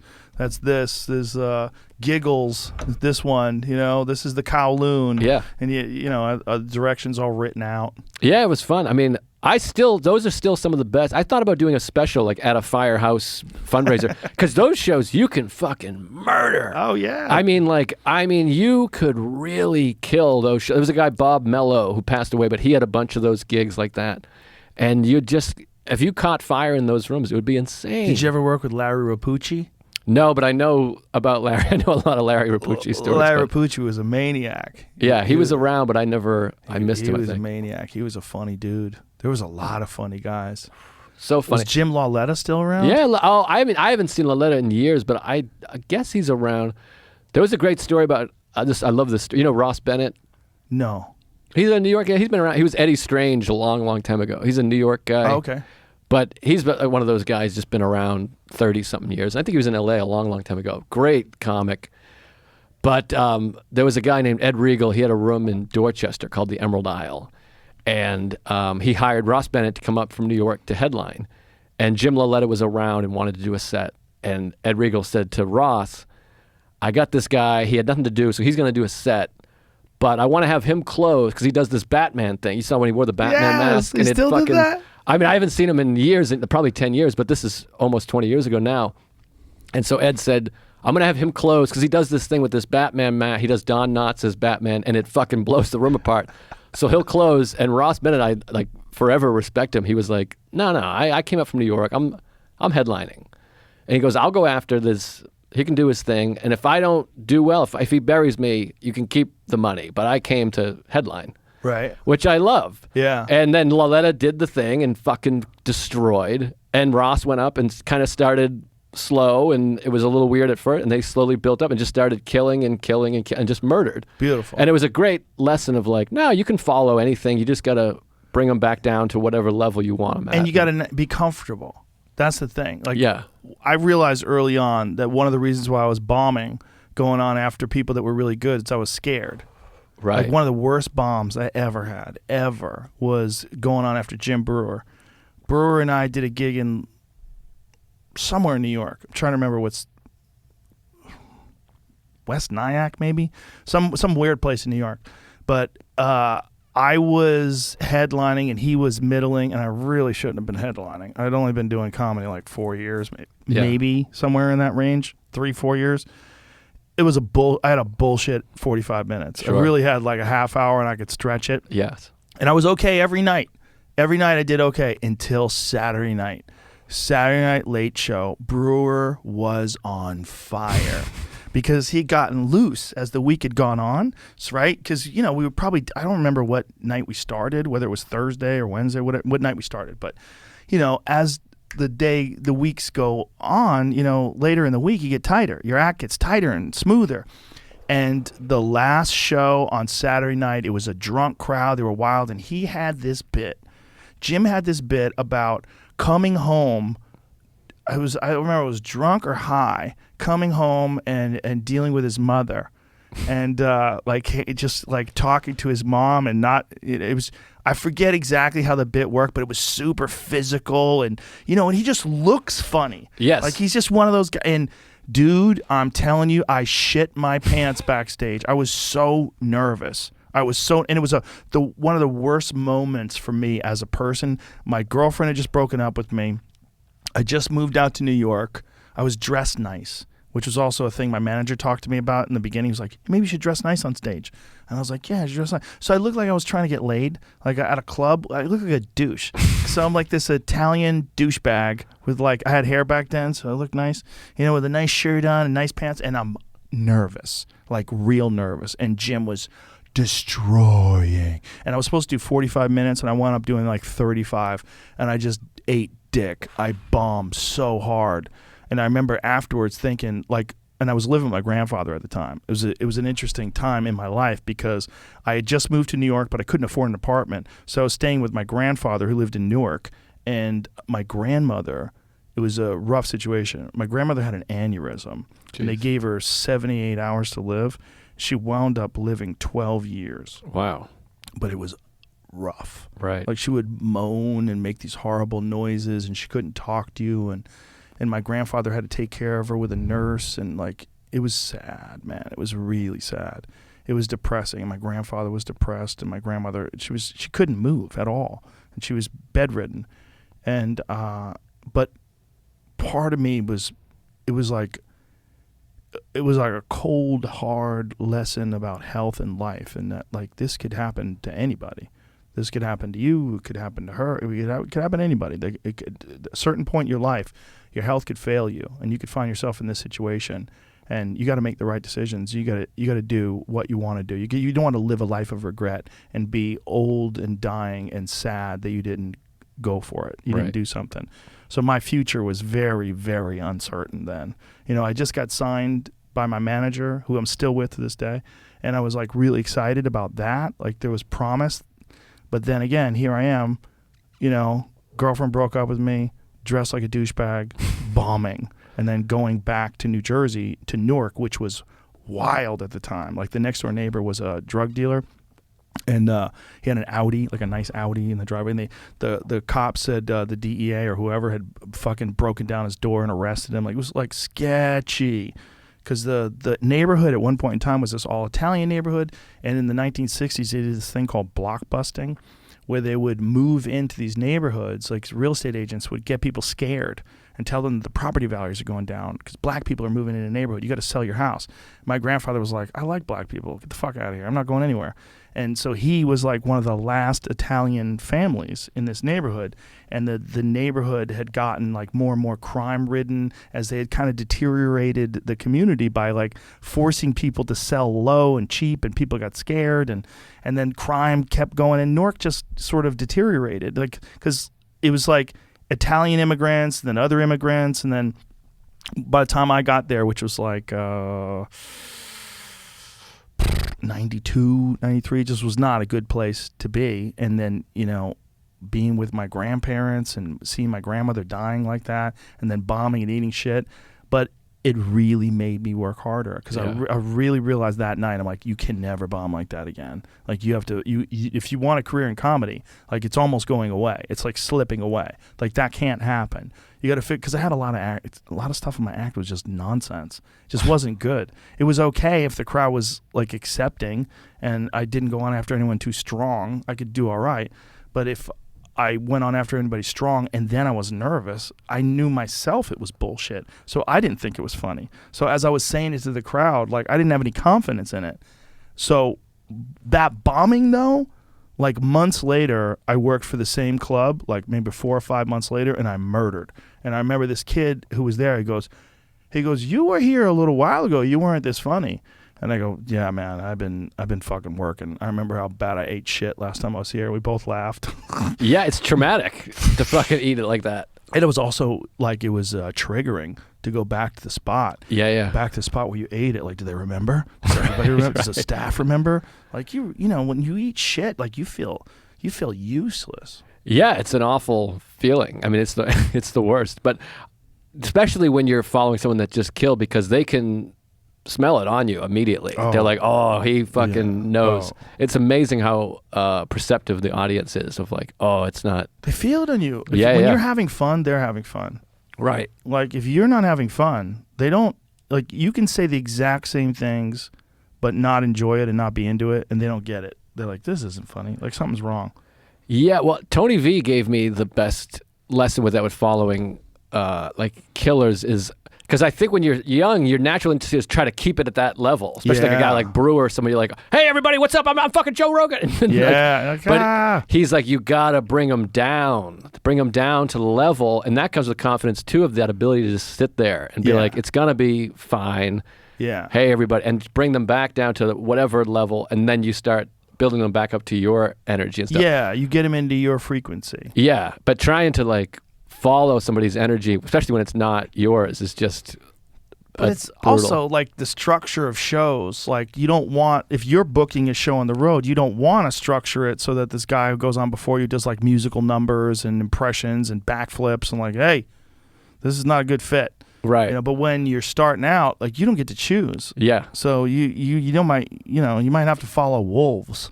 Yeah. No, it's crazy. And or in Boston, a lot of times people are doubling up. They're doing this show and then they got to run to that. So you'd have it where you're like, okay, Kevin Knox has to go first because he's got to, and he's going, yeah, and they're fucking, ah. Yeah. And then you go up there and you're like, oh shit, I got to go. Hey, you guys. Are you guys nervous? I'm nervous. And they're like, the crowd's like, fuck you, you stink. I'm a longshoreman. Yeah, exactly. Yeah, I'm not fucking nervous. Yeah, it's but it was a great place to start because of that desire for like rapid fire comedy and the short attention span. Like they wanted it fast. They wanted them punchlines to hit hard, and they wanted you to be good, tight. Yeah, no, and I still feel that way. That's still the kind of comedy I like, is lots of punchlines. The bad part about that style is that those guys didn't innovate a lot. They would develop an act and they would hold on to that motherfucker like it was pearls. They would clutch those pearls. Yeah, it's interesting to me. A lot of older guys just never thought to keep writing, which is interesting to me because the reason I write and I feel like I'm pretty prolific is just because I'm tired of saying the shit. It's not like I'm just like I can't. I gotta write because I'm like I don't want to do that same bit again. I already did it. Well, it's also our generation puts out a lot of specials. It was their generation didn't do that very often. If you had 1 or 2 specials, it was a lot. Yeah, there was like 3 guys. It was like Carlin and like Cosby were doing an hour every year, and prior, whatever, the same 6 guys. But now it feels like everybody's got to do that. Well, also go back and watch some of the all-time greats. You watch their early stuff, and it's great. And then as it gets on in their career, they kind of run out of stuff to talk about. Like Kinnison is a great example of that. Like Kinnison, I think, like in 86, like 86 to 88, is like one of the strongest acts that's ever lived. He was so good. But then you go Kinnison to like 91, and he was like a parody of himself. Right. He was like a guy pretending to be Kinnison. It just wasn't. He lost all of his steam. And his brother wrote about that actually in his book. His brother wrote a book called Brother Sam, his brother Bill. And he wrote about how Sam was just partying all the time and he wasn't writing. Yeah, that's scary to me, the idea of like, I have nothing else. I mean, right now my act is all dick and shit jokes because a pandemic, it's like, that's all I was doing, was shitting and trying to have sex with my wife. So there's the thing. But I think a lot of times you end up talking about the same shit. Yeah. It's like, all right, here's my sex jokes and here's my anxiety jokes and here's a couple stories of things that happen. Yeah. Well, comedy is, it's not always. It's like sometimes it's just jokes, but a lot of comedies, here's the world through my eyes. And when your world has been kind of like being locked up and nervous for a year, it's a weird way to develop comedy. And a party perspective. Like you're going out to a show and people are having a good time, and you're like, I was worried I was going to die. Right. No, it's hard to, it's hard, and I understand why a lot of comics end up getting writing jobs or just doing podcasts because it's the hardest thing to do is come up with good material. Yeah. Well, there's nerves, right? And the nerves of continuing to perform at a high level. That I've heard that about athletes too, that like some athletes, it's not that their body stops working, is that they don't have the desire anymore. They're not as enthusiastic about it. So they don't have the same intensity that they had when they were younger. And so it just sort of fades off. Yeah, I mean, so many artists are like that. I mean, we're talking about Scorsese, like, he's one of the few that still is great, but like artists of all kinds, musicians too. It's like the Stones albums in the last 20 years are not, it's not Let It Bleed, it's not those do first. They even put out new music? I think they did. God, I don't know. They did a blues album of blues covers a while ago. That might be the most recent, but that's got to be a weird thing too, where people only want to hear your old shit. It's the complete reverse of comedy. Yeah. They only want to hear, hot rocks. Yeah, there was I think Simpsons had a joke. It was Jackson Brown. He's like, I'm going to play a new song. And everyone goes, boo. And he goes, just kidding. It is. It's like, people are like, what the fuck's this shit? It's the complete reverse of stand-up. Yeah. Well, that's that old expression. Every rock star wants to be a comic, and every comic wants to be a rock star. Yeah. Well, the other way it's flipped, too, is musicians, they write a song and then record it and then go play it for years, where we do the bit for years and then record it at the end. Right. It's flipped. Yeah. They can develop music in a vacuum. They can develop music alone. Right. And then come out and start, this is a new song I wrote, I want to play it for you guys. They're like, oh, here we go. This is a new one. Whereas like, this is a new joke. I'm going to try it out. Like, no. That's another great Seinfeld thing. He said, comedy's the only art where if it's not done well, people are like, that's not the art. Like no one's ever like, that's not a painting. Right. But if you do a joke that doesn't work, people are like, that's not a joke. That's nothing. Well, it's one of the weird art forms where you need a response and you have to practice it in front of people. Right. And so it has to be live in front of people in order to get that response. And the only way to, I mean, you write, but you think it's going to be good. You got a kind of an idea of where you're going to go with it, but you don't really know until you're in front of those people. That's what's amazing about comedy too. And the longer you do it, you get a better batting average. You get a better understanding of like, this is going to work. But there's still times where you're like, this is funny. And then you do it and people are like, what? And you're like, how the fuck did that happen? Yeah. How did I think that was going to be funny? And it's not. There's also weird crowds. Like anybody who says that crowds it doesn't matter. Crowds are the same. It doesn't matter. It's you. That's not true. Like there are moments where there's energy in rooms and in places. It varies, and you feel it up there. Some nights you get up there and you're like, oh my God, this crowd is wild. Like everything is popping. And then you get out there and they're like, ah. And then there's like this death in between jokes, like it doesn't carry on. The energy doesn't maintain, and then you're in your own head, which is weird. Yeah, no, I'm like a guy that's like, I'm sorry, I'm like, it's almost always the audience because I'm saying the exact fucking shit I said on the early show. It's like you want to just play a recording of like, look how much they're enjoying it. But I think Jake Johansson said that. He's like, we always as comics compare the joke to the best audience ever. And you forget it's a different group of individuals in a different situation because you're like, no, this joke kills. And you're like, well, these are different people in a different scenario. Well, it's a living art form. It's a weird living thing. And that's why it's hard to lock something down for a special, right? Like, is it done? Is it done? I don't know. Like, you got to kind of decide it's done enough. Well, that's one of the things I hate about specials is that I know it's like you're never getting the best version. What even the best, like Bring the Pain or Pryor in Long Beach, it was better live if you were there, and there was probably better night. There's no way you just captured the best night ever. Yeah. And so it's a frustrating thing about specials. Is even that if you did, it's like it's not as good as being there. It's like you're watching 70% of it at the best. Yes, that's why I like albums better than specials, because when you watch a special, it is like you're watching a show. You're watching people watch a show, whereas at least audio, you can kind of close your eyes and it feels like you're there. Well, the feeling of being in a room where it's someone doing anything, whether it's Cirque du Soleil or like Cirque du Soleil, like when you're there live and they're doing backflips and everything, it's like feels amazing. It's wild. Like it's a human being doing all that shit. But when you're watching it, it's 70% of it. Like you get 70% of the energy, whether it's musicians or and comics especially. It's like you're by yourself. There's no contagious laughter. There's no one around you. Yeah, that's part of it too. Like you're laughing at the people around you laughing, and it's. I think that when I see people at concerts like filming the Stones, and you're like, what are you gonna do? Watch that on your phone? It's gonna suck. The dumbest shit is when they film fireworks. Like, who the fuck is watching your fireworks? Look at what I saw last night. Look at the bang in the sky. Yeah, no, it's listen to it. You got to get your ear close so you get the full effect. That's the great thing about comedy is you really do have to be there for it to properly be enjoyed. Yeah, and it's always going to be, and I think for good reason, it's always going to be like one of the least respected art forms, but one of the most appreciated when you're there. Yeah. Like our art form is not really thought of like the way someone composes a symphony or someone makes a great film. It's never going to be thought of that way. But yet people are always going to love to go see it.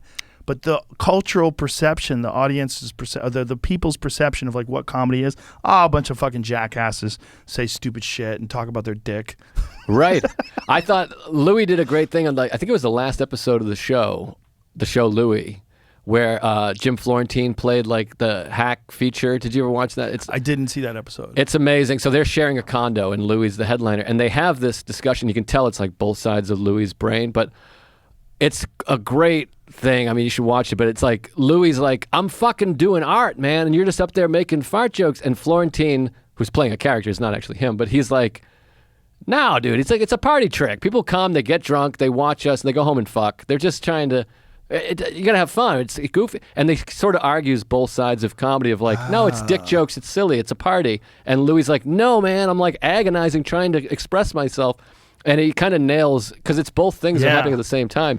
It is a place to go and get drunk and fucking laugh and go, haha, let's go somewhere else now. It is both things. I mean, and I love great writing, but I also love some of the dumbest shit that just happens to be really funny.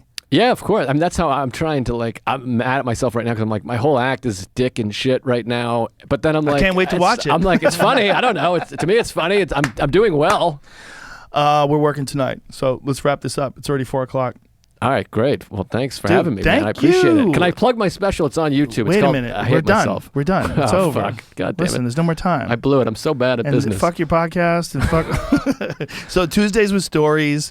What is the Mindful Metal Jacket. Metal Jacket, And which then is hilarious. I'm doing another one on YouTube called Joe and Ron on Talk Movies. But And this is my I hate special myself. I did. Yeah. Look at you motherfucker. 3,627,376 views. Woo! Yeah, I Dude, you're self-produced it, the whole balling. thing, That's yeah. the way to do it, man. You did it at the Cellar too. Did it at the Fuck yeah. Village Underground. Same jacket I'm wearing now. And I like it. It's a good fit. yeah, it did well. You So sleek, slender bastard. Look at you up there. oh, thank you. Yeah, it was fucking. So the Village great. Underground is a Cellar sign. The same. It's like their sister club. It's bigger. Didn't Bobby Kelly do his shit yeah, there too? he did his there. Sam Morril did his there. It's such a great Nice. spot because Noam, the owner, who's just the best. It's like, yeah, you can have the door, you can have the room. It's great. How many seats? I don't know, 250 maybe, Perfect. something like that. No, I'm proud of it. It was great. So Beautiful. yeah, Dude, you're a check it funny out. guy. I appreciate Thanks, man. you. I appreciate you. Stop all this low self-esteem shit. Let it Sorry. go. No, don't worry about it. Keep it up. Keep it up. Whatever you're doing, it's great. I love Thank it. you. I Thank appreciate it. All right. Appreciate you. Hey. All right. Comedy. Bye, everybody.